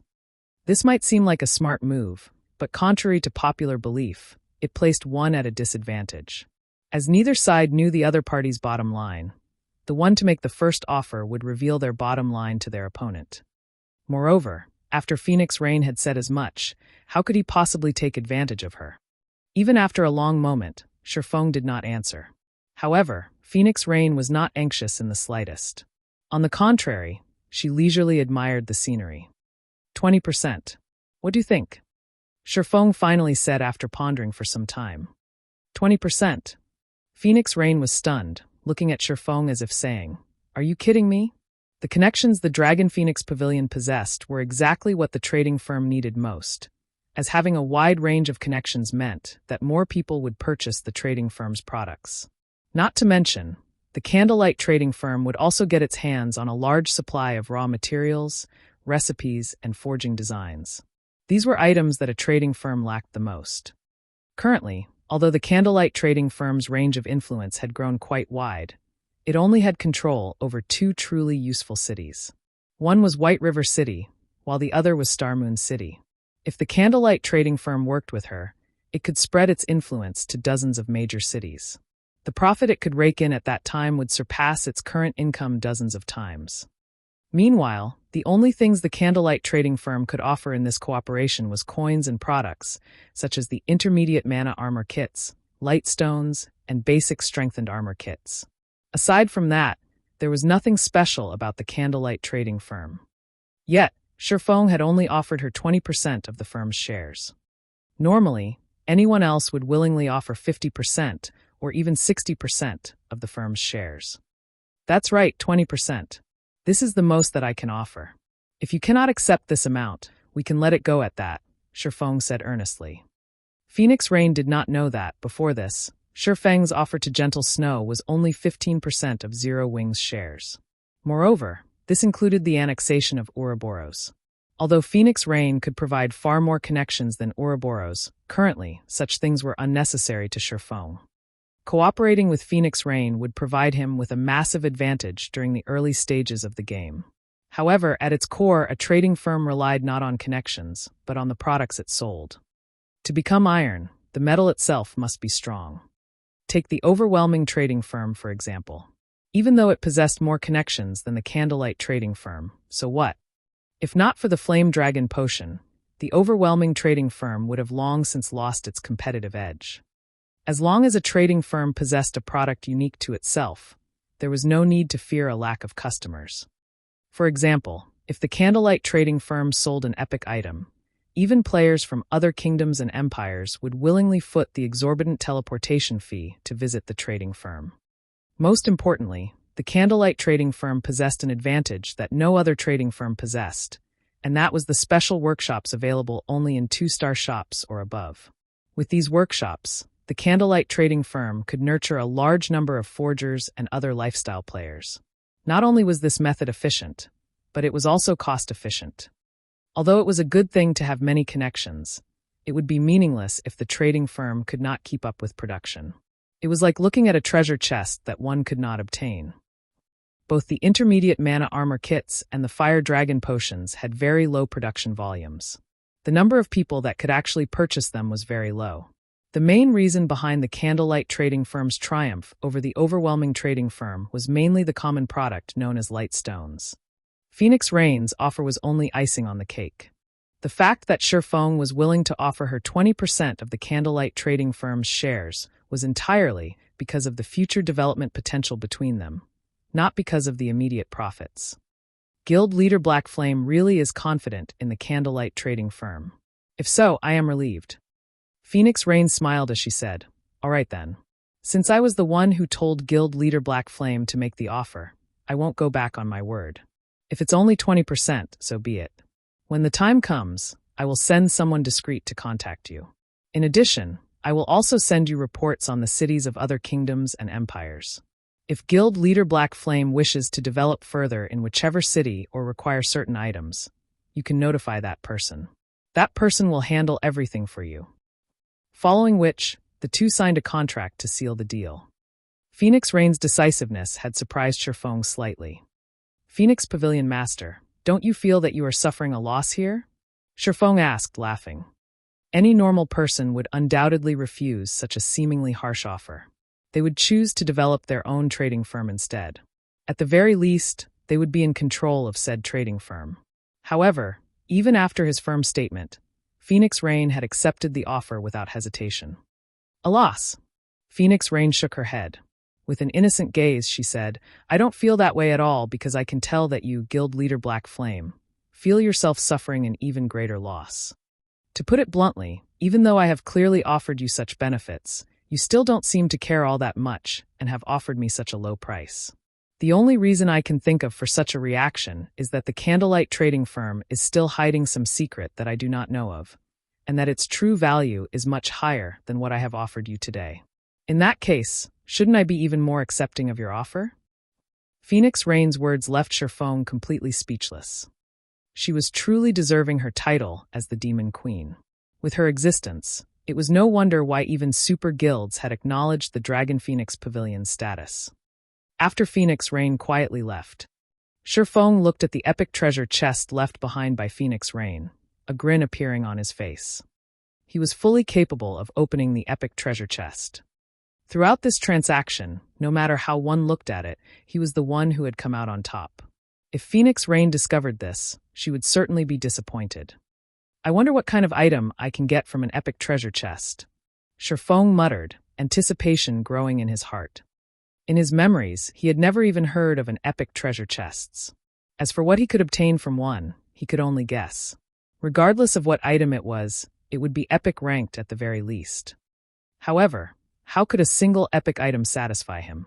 In order to reap the greatest benefit from this epic treasure chest, Shifeng decided not to open it immediately, but to wait. The involvement of luck when opening a treasure chest was too significant to ignore. Currently, Icarus's heart was only dark gold rank. It had yet to reach its evolution limit.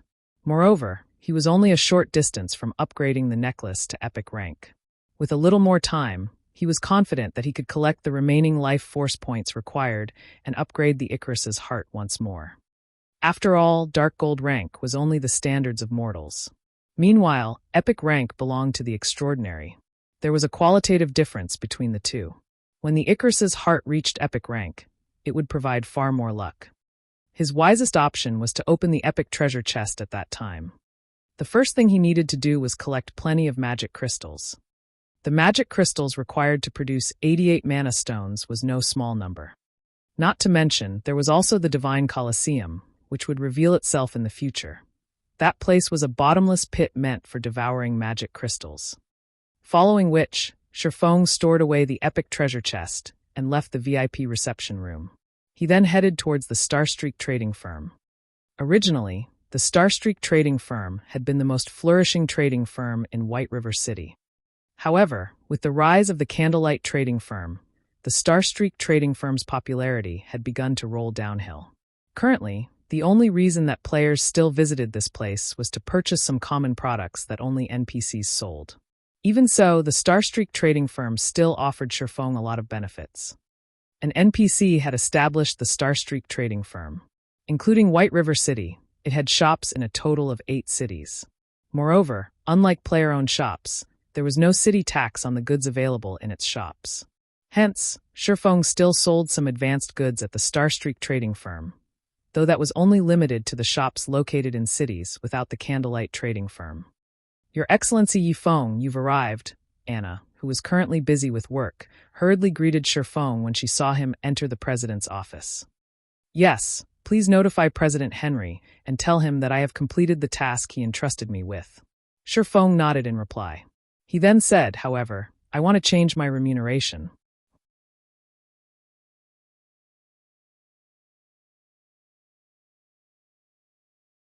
Chapter 567, Give or Take. As soon as Anna heard these words, she left the president's office to invite President Henry over. After watching Anna leave, Shifeng examined the documents on the table. These documents were the business listings of the Starstreak trading firm's purchases, shipments, and other such dealings. However, all of these dealings had been organized by Anna herself. Anna was an NPC who possessed 91 intelligence. Such NPCs were extremely rare in God's domain. If she became a guard, her potential would be nearly limitless. Hence, Shifeng wished to negotiate with Henry. The quests that NPCs commissioned were not without room for change. It only depended on whether or not the player involved possessed the strength to make such changes. Previously, the reward they had agreed upon was a Tier 4 magic scroll that would allow him to reach the Dark Den easily and obtain the Bible of Darkness. However, Shifeng felt that something was amiss. No matter how one looked at it, the task of managing the Starstreak trading firm was one part of an epic quest. The reward for completing it should not be limited to just the tool required to proceed to the next phase. If it were so, what's the difference between obtaining a reward and not obtaining one? Thus, Shifeng felt that he could fight for more as there might be some mysteries hidden within. It was especially true for the assistant, Anna. After the battle with the Dragon Phoenix Pavilion, the various large guilds in God's domain had begun thinking of ways to obtain powerful NPC guards. However, how could powerful guards possibly be that easy to find? Take Anna, for example. She was an extremely powerful guard. However, who would possibly believe that a weak and delicate young lady like her could become a guard with vast potential? If Shifeng had not accidentally looked at Anna's attributes, he too would not have realized that she was so capable. If he allowed Anna to become an adventurer, with her intelligence, she could reach astonishing heights. Although she would not be as powerful as Kite, she might still become a fine gold ranked guard. Dark gold ranked guards were legends in God's domain. Based on Shifeng's understanding, only a few people had managed to recruit dark gold ranked guards in the past. The guards owned by the majority of the players in the game were bronze or mysterious iron rank. Even finding a secret silver ranked guard was considered lucky, not to mention fine gold rank. Although a fine gold ranked guard was not invincible against enemies of the same tier and level, it was still significantly stronger than monsters of the same tier. Fighting players of the same tier and level would be even easier. Furthermore, Anna was a magical class. The majority of the NPCs in God's domain were physical classes. Magical classes were very rare. Magical classes were different from physical classes. They could not be used against bosses and could only attack from the rear line. To a guild, however, a magical class's value far surpassed a physical class. Magical class NPCs knew plenty of AoE spells and possessed strategic-level large-scale destruction spells. In a guild war or against field bosses, these NPCs were frightening existences. Hence, the various large guilds would usually prioritize magical class NPCs as their personal guards. Because of this, on the market, the value of a bronze-ranked magical guard could rival even that of a mysterious iron-ranked physical guard. If Anna were a fine gold-ranked magical guard, she would be no less valuable than Kite. No matter what, I must obtain Anna. Shifeng grew excited just thinking about it. As a Viscount, he only had 2 slots for personal guards. If he could fill those slots with a dark gold-ranked physical guard and a fine gold-ranked magical guard, a combination like that would have scared people to death in his past life. With the presence of these two personal guards, defeating a field boss of the same tier would be an effortless task. After Shifeng had waited in the magnificent and grand president's office for some time, the dignified and elegant President Henry entered the room. However, behind President Henry was a level 180 tier 3 berserker. Shifeng could not help but frown slightly. Whether it was among players or NPCs, a tier 3 class was considered a big shot. In White River City, such an NPC would be at the same level as an Overlord. Although the Starstreak trading firm was one of White River City's top trading firms, it definitely could not afford to hire a level 180 Berserker King as a guard. Your Excellency Yifeng, you have truly surprised me. I did not expect that you would actually complete this quest so quickly. Henry chuckled. Here, allow me to introduce you. This man beside me is the Berserker King Schneider. He is an expert our trading firm has invited from Starmoon City to annihilate the Black Scorpion Core. Greetings, Your Majesty Schneider. I am Yifeng, an adventurer. Shifeng introduced himself. In response, however, Schneider only glanced at Shifeng without saying a word. He showed no signs of being interested in Shifeng's acquaintance. However, Shifeng was not bothered by Schneider's reaction. In truth, NPCs in God's domain were largely similar to real humans. A Tier 3 Berserker King NPC like Schneider was considered a powerful force in a city like White River City. On the other hand, Shifeng was only a Tier 1 player. In Schneider's eyes, he was no different than an ant. Humans would not speak to ants. Schneider's attitude towards Shifeng was normal. In the past, while Shifeng had been working on a quest, even though he was a Tier 3 Sword King, a Tier 4 NPC had robbed him. One could say that Shifeng had long since grown accustomed to such behavior. Of course, if Shifeng were currently a Tier 3 player, Schneider would not be treating him so coldly. In the past virtual reality games, NPCs had always felt distant, detached.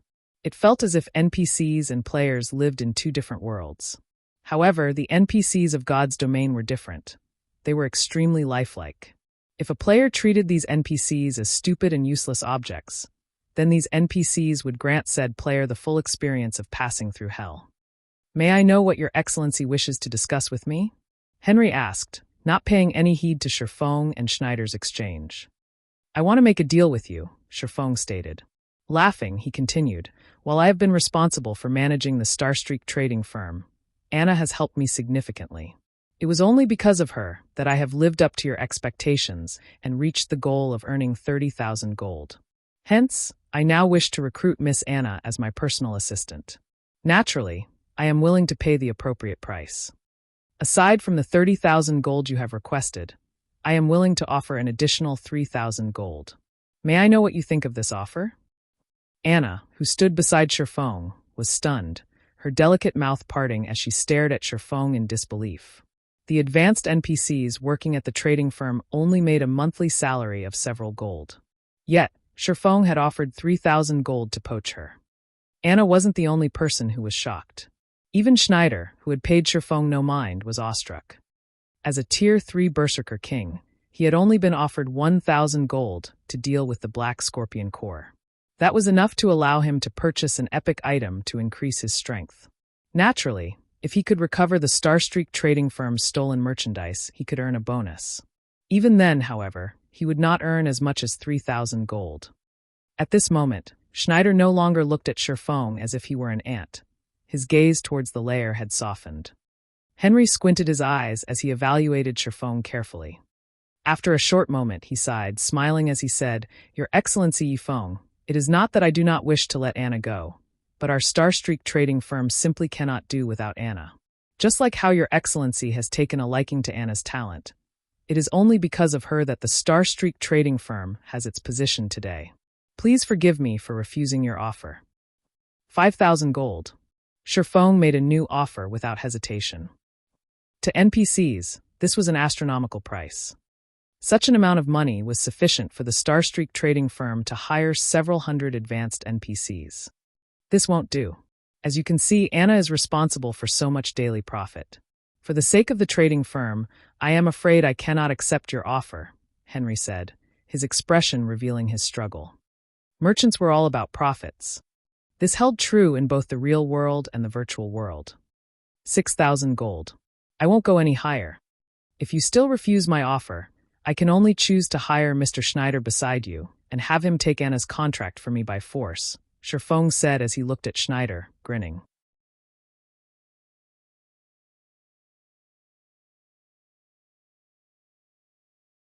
Chapter 568, Epic Rank Tool. The moment Sherfong said these words, Schneider's eyes suddenly glowed. It was obvious that the Berserker King was tempted. The Starstreak trading firm had only offered him 1,000 gold as remuneration for getting rid of the Black Scorpion Corps. However, the captain of the Black Scorpion Corps was a Tier 3 expert.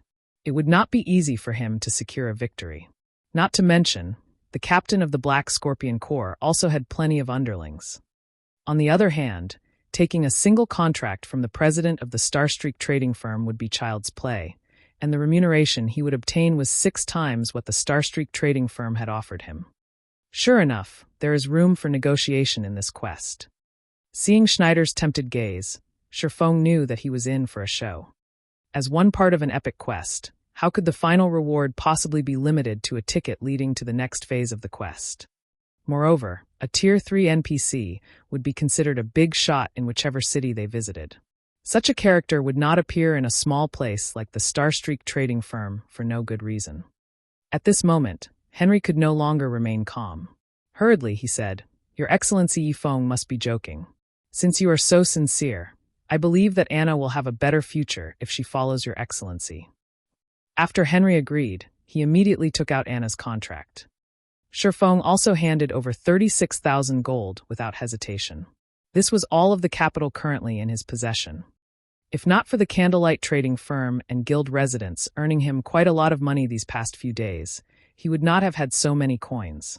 After this transaction, he was a pauper once more. However, Sherfong did not mind. Coins were meant to be spent. Otherwise, by the time players reached higher levels, the value of gold would depreciate. Moreover, this exchange had been a bargain. After all, he had only spent 6,000 gold to obtain a possible fine gold ranked guard. In the past, even mysterious iron ranked physical guards went for over 1,000 gold. The price was equivalent to an epic item of average quality. If it were a secret silver physical guard, that price would multiply by 10-fold, reaching over 10,000 gold. Meanwhile, the cost for a secret silver magical guard would multiply by another 10. In other words, the value of a secret silver ranked magical guard was at least 100,000 gold. Even so, the supply of secret silver magical guards was practically non-existent. Anyone who discovered such guards would keep them for their own. Nobody would be so foolish as to give a secret silver magical guard away, to say nothing of fine gold ranked guards. After Sherfong obtained Anna's contract, the sound of a system notification rang out by his ears. System: Anna's favorability towards you has increased by 30 points. Your Excellency Yifeng, this is the Tier 4 magic scroll that President Henry promised you, Anna said as she revealed a tattered scroll surrounded by a flashing purple glow. Although the scroll looked worn, the magic power contained within caused even Schneider, a Tier 3 Berserker King, to palpitate with fear. There was even less of a need to mention Sherfong, who was only a Tier 1 Blade Saint. The power within a Tier 4 magic scroll was the equivalent of a full-powered blow from a Tier 4 class. It could easily and heavily injure a Tier 4 class. It could even wound a Tier 5 class, not to mention Tier 3 classes or ant-like Tier 1 classes. A magic scroll that has survived through the ancient times is extraordinary. It can practically rival the strength of an epic item. After receiving the scroll, Sherfong examined the item. Immediately, he discovered just how powerful this Tier 4 magic scroll was. Sherfong had seen plenty of Tier 3 magic scrolls and had also used many before. However, this was his first time seeing a Tier 4 magic scroll. Normally, magic scrolls were consumable items. They would become useless after one use. However, this magic scroll that had been passed down from ancient times could be used multiple times. But there was a limit to how many times it could be used and conditions for each use. Position Teleportation Scroll, Tier 4 Magic Scroll. Allows player to move to any desired location, unable to teleport to certain special locations. Can be used a maximum of 10 times. After each usage, requires 5 mana stones to replenish the scroll's magic power. Cooldown 3 days. Current uses 0/10. 10 uses. In order words, it was the equivalent of having 10 tier 4 position teleportation scrolls. This magic scroll was even more valuable than an ordinary epic item. With this scroll, I can access areas that can't be reached with my current level. Shifeng stored the position teleportation scroll with a satisfied expression, overjoyed. As a reincarnator, he knew many secret locations throughout God's domain. Only, he could not reach those locations due to the limitations of his current level.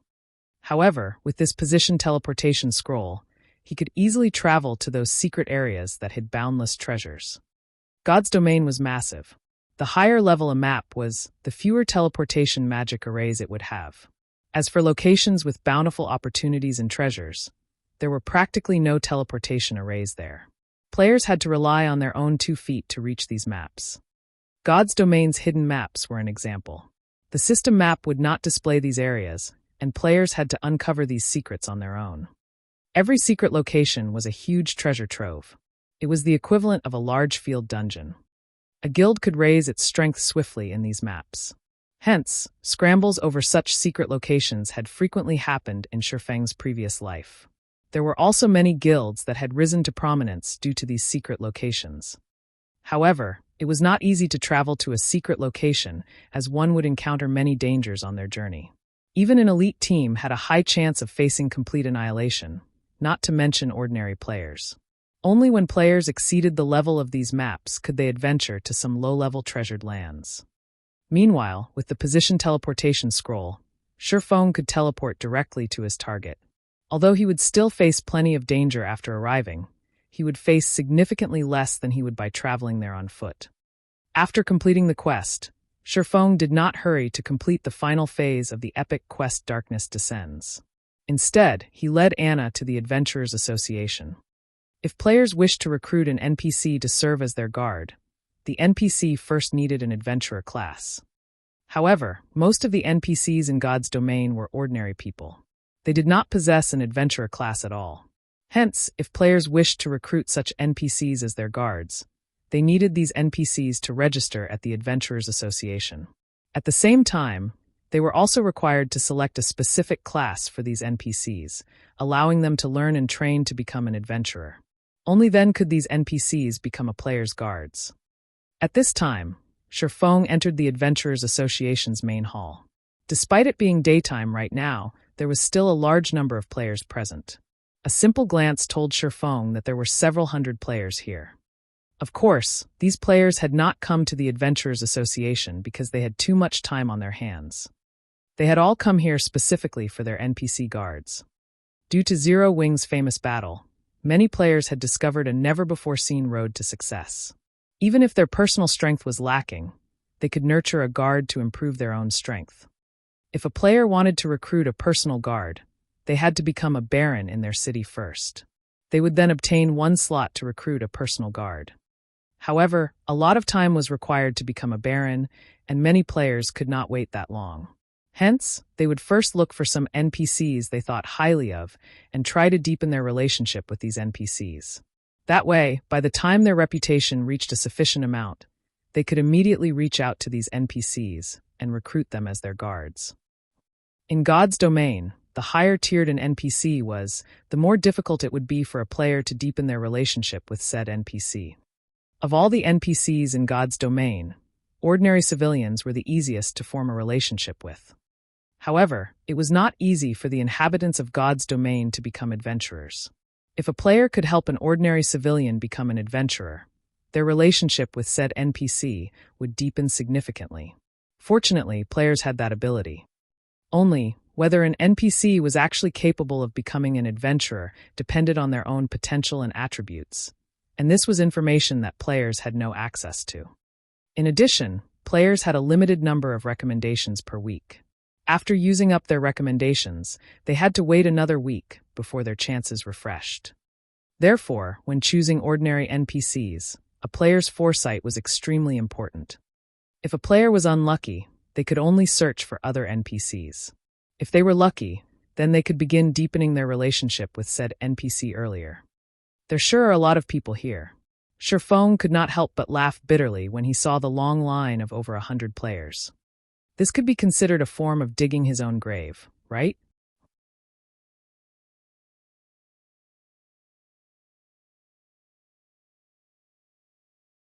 Chapter 569, SSS Rank. The Adventurers Association's review of an NPC's ability to become an adventurer was a tedious one. The first evaluation was of the NPC in question's various attributes, followed by a test for the NPC's suitability of the various classes. Only after these two tests were complete could the Adventurers Association determine whether an NPC was suited to become an adventurer or not. In total, each NPC's review lasted roughly 2 minutes. Watching players happily enter the testing room with their chosen NPCs and leave in tears made many of the players in line grow anxious. Isn't the success rate a little too low? Out of the 20 people I have seen enter the testing room, only one came out with a successful result. And even then, the strength of that person's NPC was only mediocre. It really makes you wonder how Zero Wing managed to obtain such a powerful NPC, a male cleric with a pointed nose said, sighing. It is possible that Zero Wing recruited an NPC who was already an adventurer, to begin with. My teammates had already come here to recommend their own NPCs. However, only 3 of the chosen NPCs became adventurers, though they received low ratings. They don't really have any significant potential, a burly male berserker complained. Unfortunately, nobody on my team is even a baron, so we can't recruit any guards or see the NPC's exact data. We can only confirm their standards based on the evaluation. I heard that the best guard Overwhelming Smile has managed to recruit is only Mysterious Iron Rank. I wonder if the NPC that spent more than half a day searching for will become an adventurer? If it's a success, I'll make a fortune. The players queuing up to have their chosen NPCs tested discussed Zero Wing's guard, Kite. They all hoped that they could luck out and encounter an NPC like him as well. At that time, luxury cars and beautiful ladies would be within their grasp. This was not an exaggeration. The various large guilds purchased powerful guards through the virtual trade center at astronomical prices. Even bronze guards sold for 100 gold or so, whereas mysterious iron guards sold for 500 gold. As for secret silver rank, the price would multiply by 10-fold. If those coins were converted to credits, it was enough to allow an ordinary person to live the rest of their lives without working. However, even now, no one had offered any mysterious iron guards for sale, much less secret silver. A moment later, a ranger left the testing room with an excited expression. Loudly flaunting to his own party members, he said, "Ha ha ha. Let's head to the Rose Bar. I'll treat everyone to a cup of ice-fire wine." Rose Bar was one of White River City's high-class bars. Meanwhile, the ice-fire wine was a must-try drink, and it was extremely popular among players. However, the drink was not cheap, with each cup costing 10 silver. Even elite players only occasionally ordered a cup to sate their addiction. If they drank a cup every day, they would become a pauper very quickly. "Sure, but what was your test result?" one of the ranger's teammates asked curiously. "My NPC can become an adventurer. Moreover, he even obtained a B rank rating for the Shield Warrior's evaluation. They say he'll become a powerful Shield Warrior in the future." The ranger boasted. "Lucky. This is by far the highest rating I've heard of. Our party's success will rely on you in the future," an elementalist said excitedly. The watching crowd looked at the ranger enviously when they heard about his NPC's B rank. They could not help but wish they could snatch the ranger's chosen NPC for themselves. Unfortunately, the main god system had long since set it so that the NPCs that had been recommended by a player would receive protection. Within 10 days, no other player could increase their favorability with the NPC in question. Hence, it was not possible to steal an NPC from another player. A period of 10 days was enough to allow a player to deepen their relationship with an NPC significantly. If one worked hard, they could even accumulate sufficient reputation and become a baron. Normally, in order for an NPC to become an adventurer, they needed to receive a D rank rating or higher on a particular class. B rank rating? Sherfone could not help his surprise. In truth, the evaluation given by the Adventurers Association's test could not completely determine an NPC's potential. It was only a rough estimation. It was just like how one would receive a pass on a test, but in reality, the passing mark for the test ranged between 60 and 100 marks. The same principle applied to the Adventurers Association's test. The test was very general, so the final results would not always be accurate. It could only determine the upper limit of an NPC's potential, not their actual potential. Normally, NPCs that received a D rank would end up a common guard with limited growth potential.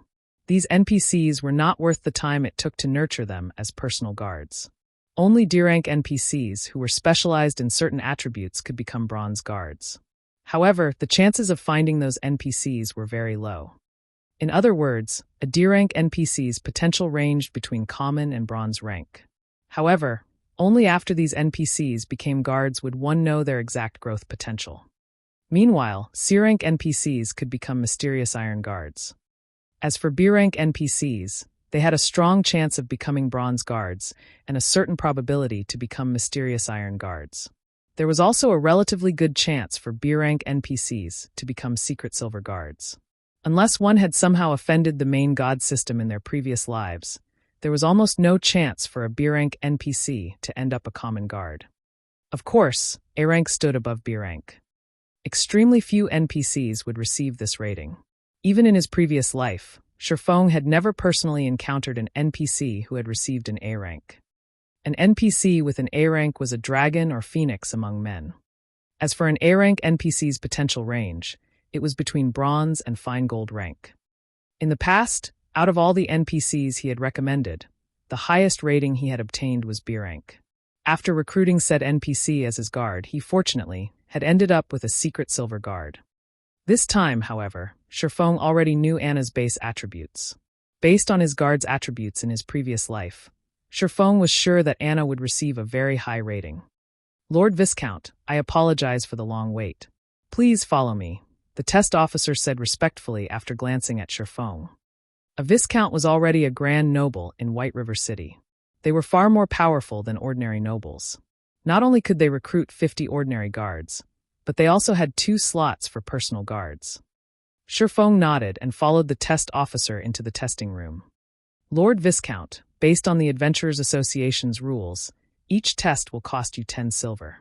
As my lord is a Viscount of White River City, you can enjoy a 20% discount, so my lord only needs to pay 8 silver per test," the test officer explained uneasily as he arrived before the test apparatus. "Here."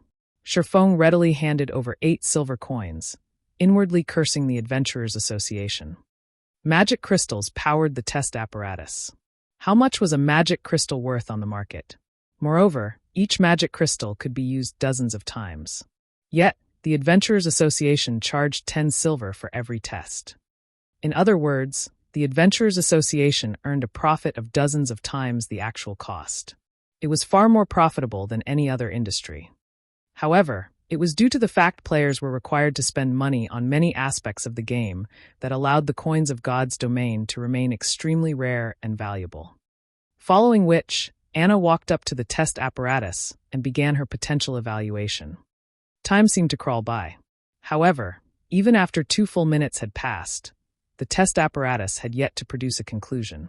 On the contrary, due to the test apparatus consuming too much power, the test officer had no choice but to replace the magic crystal powering it. 1 crystal. 2 crystals.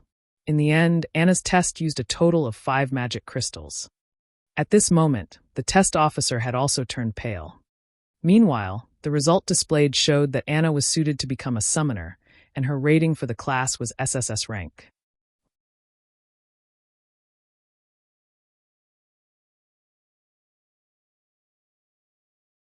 Chapter 570, Black Wizard. Although the cost of 5 magic crystals had turned the test officer's complexion a sickly shade of green, the lost magic crystals were of little importance compared to the final results of the evaluation. "Is the test apparatus broken?" The test officer hurriedly began checking the test apparatus. SSS Rank rating. This was a rating never before seen in the history of White River City. Not even in the entire Starmoon Kingdom had there ever been someone with an SSS rank. Isn't the apparatus exaggerating the result a little too much? Shifeng was similarly skeptical.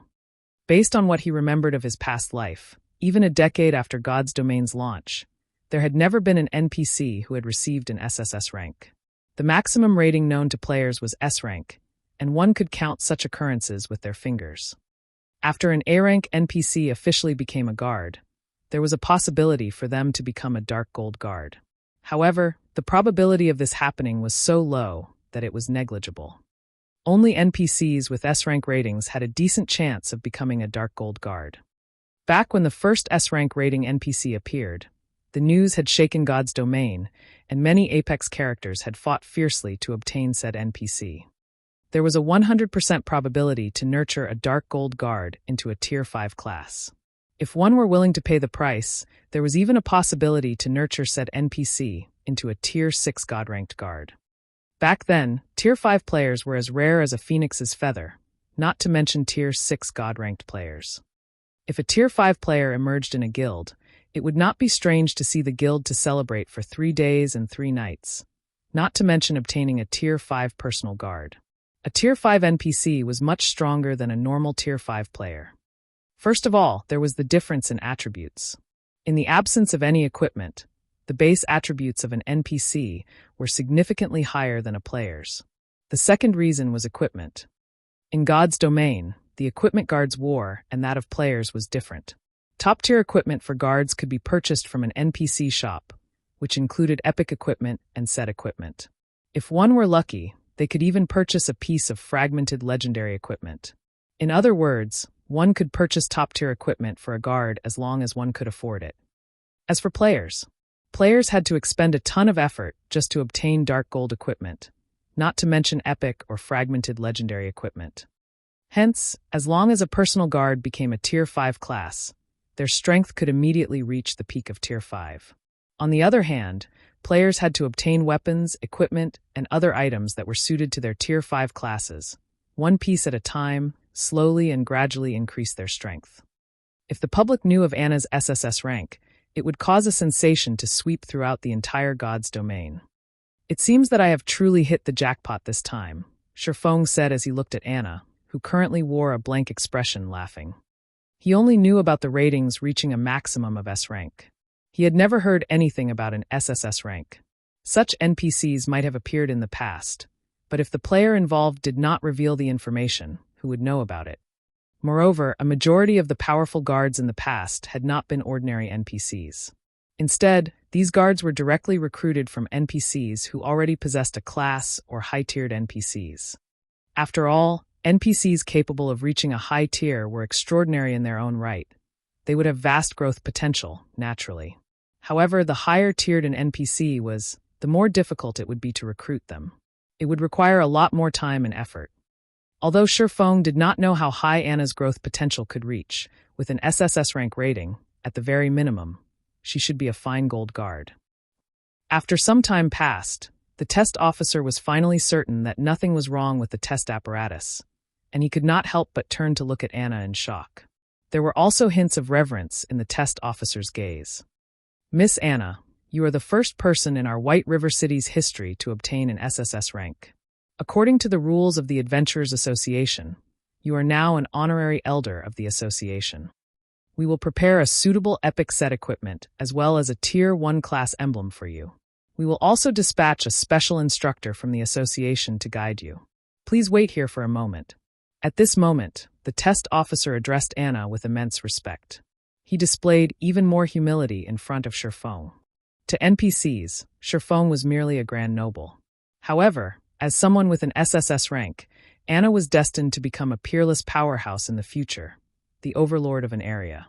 She even possessed the status of an honorary elder in the Adventurers Association. No matter how one looked at it, Anna's status far surpassed Shifeng's. Lord Viscount, as the referrer, the Adventurers Association will also gift you a special reward. Please wait here for a moment as well. After saying so, the test officer rushed out of the testing room to contact the upper echelons of the Adventurers Association. Shifeng then went to the VIP reception room next to the testing room. Time passed little by little. Players continued to enter and leave the testing room, one after another. Yet, despite very few players leaving with a smile, the stream of players arriving to recommend the NPC of their choice was endless. "It would be great if I could obtain a test apparatus for myself." Shifeng watched the line of players enviously. Compared to the money the Adventurers Association earned from conducting tests, the Candlelight trading firm only earned spare change. However, the precondition to earn money via tests was to set up an Adventurers Association of his own. Meanwhile, each city could only have one Adventurers Association. If players wished to construct an adventurers association of their own, they first needed to establish a town or city. After completing this quest, it should be about time to prepare. Shifeng began to consider establishing his own city. If a large guild wished to earn enough money to become self-sustaining, it needed its own territory. A guild residence was not enough. The guild would need a town.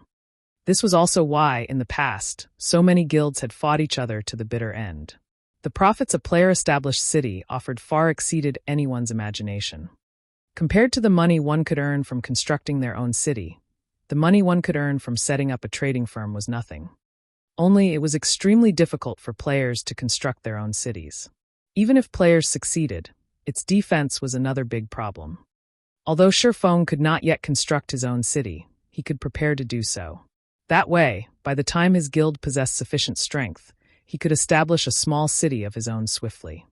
Meanwhile, the biggest problem one would face when constructing a city was the various resources required. The manpower and material resources required could instantly bankrupt a first-rate guild. This would be the case even for the current Zero Wing. Among the most important resources required were the forging designs for various buildings, magic array matrices, and so on. Without these key items, even if Shifeng managed to gather the required wood, stones, and other raw materials, he could only stare at them. If he wanted to obtain these forging designs and magic array matrices, he would have to raid the dark forces and large-scale team dungeons throughout the continent of God's domain. Just as Shifeng pondered about how he should go about procuring those forging designs, the heavy wooden doors of the reception room parted, and 3 NPCs walked in. Of the 3 NPCs, one was the test officer, one was a black-clothed old man wearing a black felt hat, and the other was a proud and pretty lady dressed in luxurious robes. The old man in black was a level 200 Tier 4 black wizard with practically the same strength as White River City's magistrate, Weissman. He was also one of the NPCs protecting White River City. Meanwhile, the lady was a level 180 illusionist, a Tier 3 class of a summoner.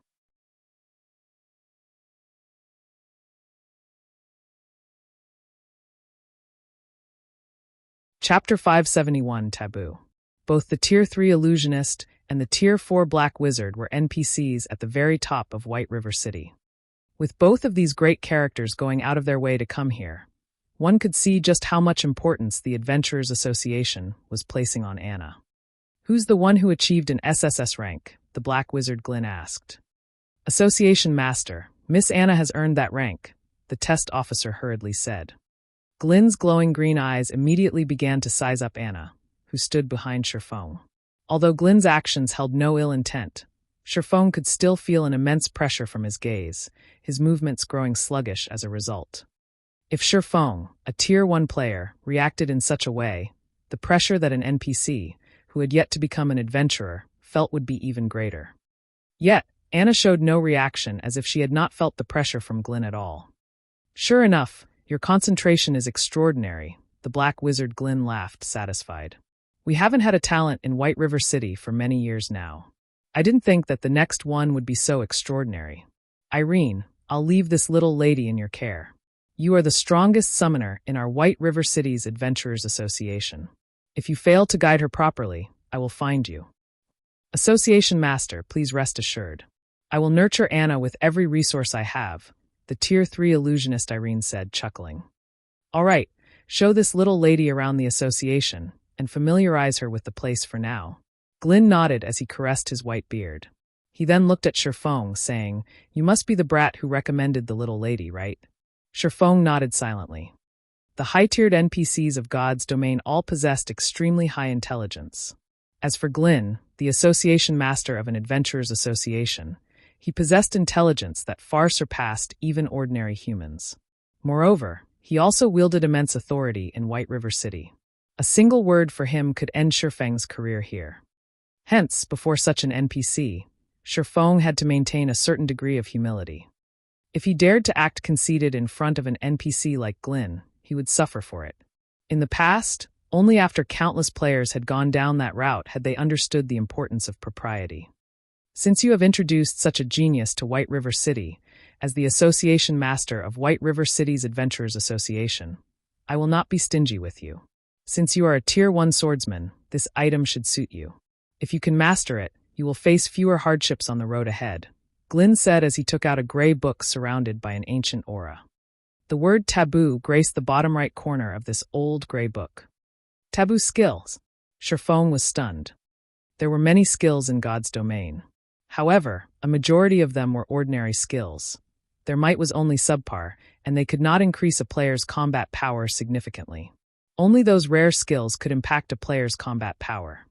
For example, the skills Sherfong had learned, such as Thundering Flash and Thunder Flame Explosion, were rare skills. These skills allowed a player to fight an enemy that was slightly stronger than they were. Meanwhile, Surekill skills were stronger than rare skills. These skills had the ability to instant kill players of the same level, changing the tide of battle. One such skill was Sherfeng's Flame Burst. However, there was an even more powerful type of skill that could allow players to threaten enemies that were stronger than themselves. This type of skill was known as a Taboo skill. The gray book Glynn had just revealed was a skill book for a Taboo skill. A Taboo skill even allowed players to challenge enemies of a higher tier. The instant Sherfong received the gray book, he inspected it. Instant Strike, Tier 2 Taboo skill. Utilizing the power of thunder, instantly move in front of the target. For the next 3 seconds, attack speed increased by 500%, and each attack will deal 400% damage to the target and inflict the serious numbness effect. Instantly kill targets below 20% HP. Cooldown 1 hour. Class restriction, Swordsman. Isn't he a little too generous? He actually gave me a Tier 2 Taboo skill. Sherfong was slightly surprised after reading the item description. Taboo skills were different from other skills. They did not require proficiency to upgrade, and players of any level could learn them. Only one needed to fulfill certain conditions before they could learn them. Taboo skills were also categorized into different tiers. Tier 1 Taboo skills were the most common, and only players who were Tier 1 or higher could display their maximum potential. The effects of a Tier 1 Taboo skill could rival even an ordinary Tier 2 skill. Tier 2 Taboo skills were slightly rarer, and only when players obtained their Tier 2 classes could they fully display the skill's might. Their effects could rival a Tier 3 skill. Tier 3 Taboo skills were extremely rare, and only a few players would actually get the chance to learn such a skill. However, any Tier 3 players who learned such a skill would struggle to find a worthy opponent among players of the same tier, because a Tier 3 Taboo skill was just as strong as a Tier 4 skill.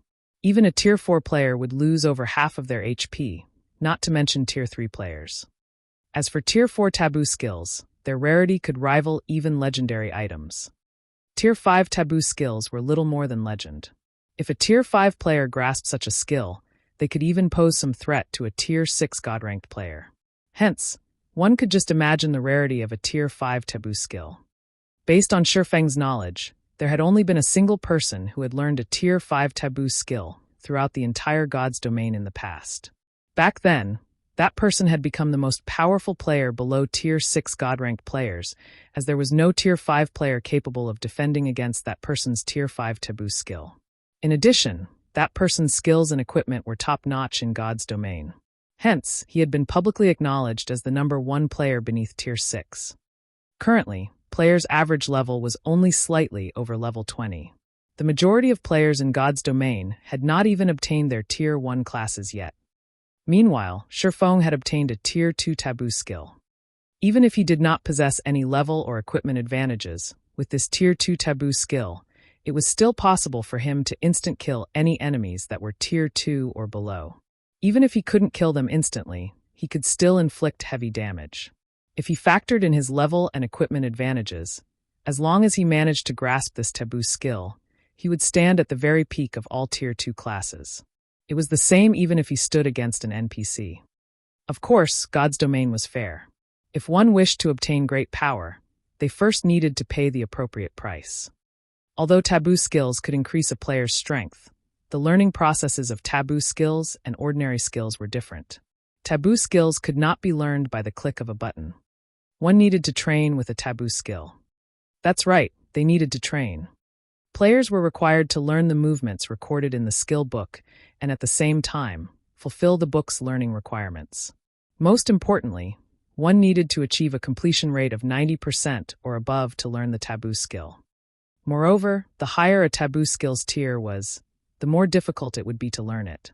Some taboo skills were so difficult that even expert players could not learn them. Hence, many players who had obtained taboo skills had complained about this in the past. However, there were even more players who gloated over their misfortune. So what if you were lucky? Even if you obtained a Tier 6 taboo skill, what would it matter if you couldn't learn it? Due to this, taboo skills had become many players' heartache. In the past, many players had no choice but to trade with others for a lower-tiered taboo skill after obtaining a high-tiered taboo skill. After all, there was no point to owning a high-tiered taboo skill if one could not learn it. Fortunately, it is only a Tier 2 taboo skill. If it were a Tier 3 taboo skill, I would have no choice but to treat this thing as a decoration. Shifeng was very satisfied with the taboo skill Instant Strike. As long as I learn this, I will have a much easier time when I go to the Dark Denver. In the past, the most powerful taboo skill Shifeng had learned was a Tier 3 taboo skill. However, the price and time required for learning one were simply too high. The conditions were not something players at his current level could meet. However, even a Tier 2 taboo skill was extremely difficult for current players to learn. Other than the fact that only Tier 2 classes or above were capable of displaying the full potential of a Tier 2 taboo skill, Tier 2 taboo skills were labeled as Tier 2 because Tier 2 or higher players had a much easier time learning them. In the past, many Tier 3 players had only managed to learn a Tier 2 taboo skill after a lot of struggle. One could just imagine how difficult it was to grasp a taboo skill.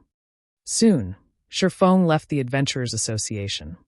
Currently, Anna was still a classless NPC. She would have to spend the next week building her foundations to become an adventurer. Naturally, Shifeng would not wait inside the Adventurers Association for an entire week. First and foremost, he needed to learn the taboo skill Instant Strike. After Shifeng returned to the candlelight trading firm, without hesitation, he entered a private lounge and began studying the skill book. I wonder what the conditions are? Hopefully, they won't be too harsh.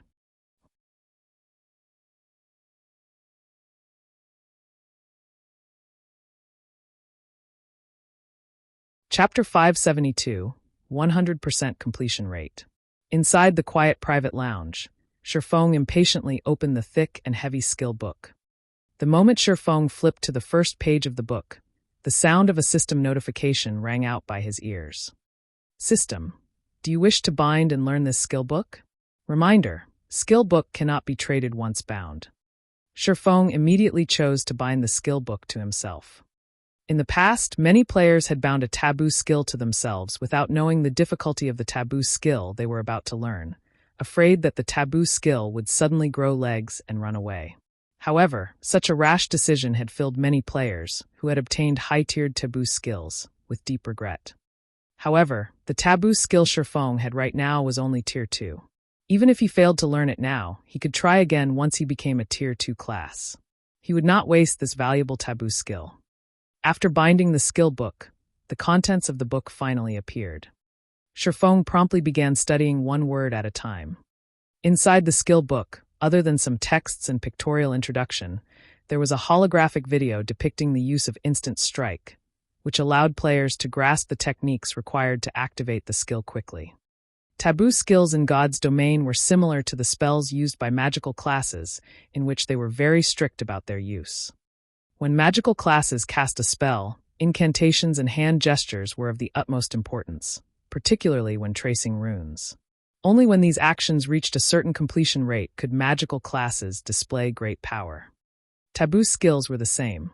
These skills relied heavily on the accuracy and fluency of the player's footwork, body movements, and attack patterns. Even the slightest mistake could result in a failure to activate the taboo skill. Compared to casting spells, players were required to have far more delicate control over their own bodies.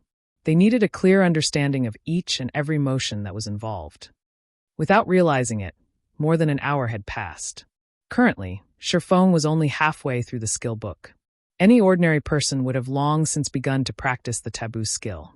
However, Shifeng was not in a hurry as he examined each page carefully. After more than 3 hours, Shifeng's heart suddenly sunk, and he frowned at the gray book. Skill completion rate must reach 95%. Moreover, I'll also need to absorb 100 thunder crystals from Thunder Beast Kings. Isn't this joke going a little too far? A bitter laugh escaped Shifeng's lips as he gazed at the instant strike skill book on the table. Although he had known that a Tier 1 class could not easily learn a Tier 2 taboo skill, he had not expected the difficulty to be so high. Shifeng had learned a few taboo skills in the past, so he was quite knowledgeable on the topic. Tier 1 taboo skills normally required players to achieve a 90% completion rate. To ordinary players, this alone would prevent them from ever learning a Tier 1 taboo skill. Even experts would require long periods of bitter training to achieve such a high completion rate. Not to mention, there were usually other conditions that needed to be fulfilled as well. Tier 2 taboo skills normally required a completion rate of 93%. Only at Tier 3 would a taboo skill require a 95% completion rate. Yet, Instant Strike, as a Tier 2 taboo skill, required Shifeng to achieve a 95% completion rate. However, this was still not the largest challenge. The point that had left Shifeng truly speechless was the 100 Thunder Crystals that he needed to obtain through killing Thunder Beast Kings. Shifeng was very familiar with Thunder Beast Kings. These monsters inhabited a location not far from a level 50, 100-man large-scale team dungeon. Thunder Beast King's fur was extremely valuable. It was a rare material that was required to produce equipment with the lightning resistance attribute. The monster's meat was also a must-try delicacy. If cooked properly, it could become a gourmet meal that nobody could resist after a single taste. Just a single piece of the Thunder Beast King's meat could sell for 3 gold. Hence, in the past, many players had tried to grind the Thunder Beast Kings to earn money. However, a player had to be strong enough as Thunder Beast Kings could rival Tier 3 classes of the same level. Even the weakest Thunder Beast King was a High Lord, while the majority of them were Great Lords. Even a large guild had to pay an unimaginable price if they wanted to kill a field Great Lord, not to mention independent players. Meanwhile, Thunder Crystals were treasures that the Thunder Beast Kings hid within their bodies. However, the drop rate was not 100%. Instant Strike required 100 Thunder Crystals. Even if Shifeng sold off Zero Wing, he could not purchase so many Thunder Crystals. Shifeng was also only level 32 at the moment. He was still a fair distance from reaching level 50. The difficulty of learning Instant Strike could already rival a Tier 3 taboo skill. The skill was definitely at the peak of Tier 2 taboo skills. Am I going to give up like this and complete my quest first? Shifeng muttered, feeling somewhat disappointed. The epic quest Darkness Descends was not easy. It was especially true for the Dark Denver. It was a demon's nest. There would definitely be plenty of extremely powerful monsters waiting for him. If he could learn a taboo skill, it would undeniably increase his chances of completing the epic quest. If he failed the quest, he would have to face the wrath of a Tier 4 Great Demon. With his current combat power, even a Tier 3 demon could kill him easily and take over his body, much less a Tier 4 Great Demon. That need only flick its wrist to turn him into ash and dust. When Shifeng reached the final page of the skill book, he discovered that there was another paragraph of text. If skill completion rate reaches 100%, one can call forth heavenly thunder into one's own body 100 times, stimulating the power of the taboo skill without needing the aid of the Thunder Crystal's power. Shit! Skill completion rate of 100%? Are you kidding me? Originally, Shifeng had thought that he still had a trace of hope. After reading the completion rate requirement, however, he nearly spat out a mouthful of blood. Even his past self had never achieved a 100% completion rate on any skill. Rumor had it that only Tier 5 taboo skills required a 100% completion rate. However, how many people in God's domain were actually capable of learning a Tier 5 taboo skill? Forget it. I should just head to the Dark Den for now. For the moment, Shifeng gave up on learning Instant Strike. This Tier 2 taboo skill was most definitely a prank from the Black Wizard Glyn. Shifeng then stored the Instant Strike skill book in his bag. He traveled to the bank and retrieved some tools and magic scrolls before activating the Tier 4 position teleportation scroll, teleporting to the Dark Denver. Suddenly, Shifeng transformed into a streak of white light that pierced the spatial crack that had appeared. As a demon's nest, the Dark Den was a carefully hidden location. Even if the armies of various kingdoms and empires tried to annihilate the demons, they would only find minions. The true great demons nurtured their underlings in their nests in secret. Hence, The various kingdoms and empires throughout the continent of God's domain had been helpless against demons all this time. At this moment, inside a dark cave, a spatial crack suddenly appeared near the cave's ceiling. In the next moment, a streak of light fell through the portal and landed heavily, creating a deep crater. This position teleportation scroll is a huge scam. Shifeng frowned as he surveyed his surroundings. Shifeng suddenly realized that he was surrounded by demonkins.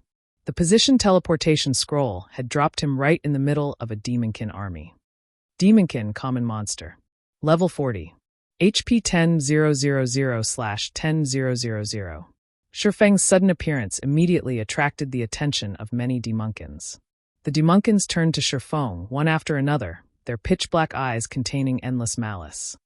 Their gazes alone were enough to instill terror, not to mention, their violent killing intent also took form, developing into a faint blood mist. Shifeng had seen this blood mist before. If players were caught within its range, it would significantly dull their five senses. In God's domain, aside from having keen skills, one required powerful five senses to be considered an expert. However, now that Shifeng was trapped deep within the blood mist, he could no longer rely on his keen senses. You're tuning in to the Maze Sword of Destiny YouTube channel. We're so grateful for your support, and don't forget to subscribe to join us on this incredible journey through captivating stories. Your generosity through donations truly makes a world of difference, as it's the primary source of revenue that allows me to expand and enhance this channel for you. Thank you from the bottom of my heart for being a part of this adventure.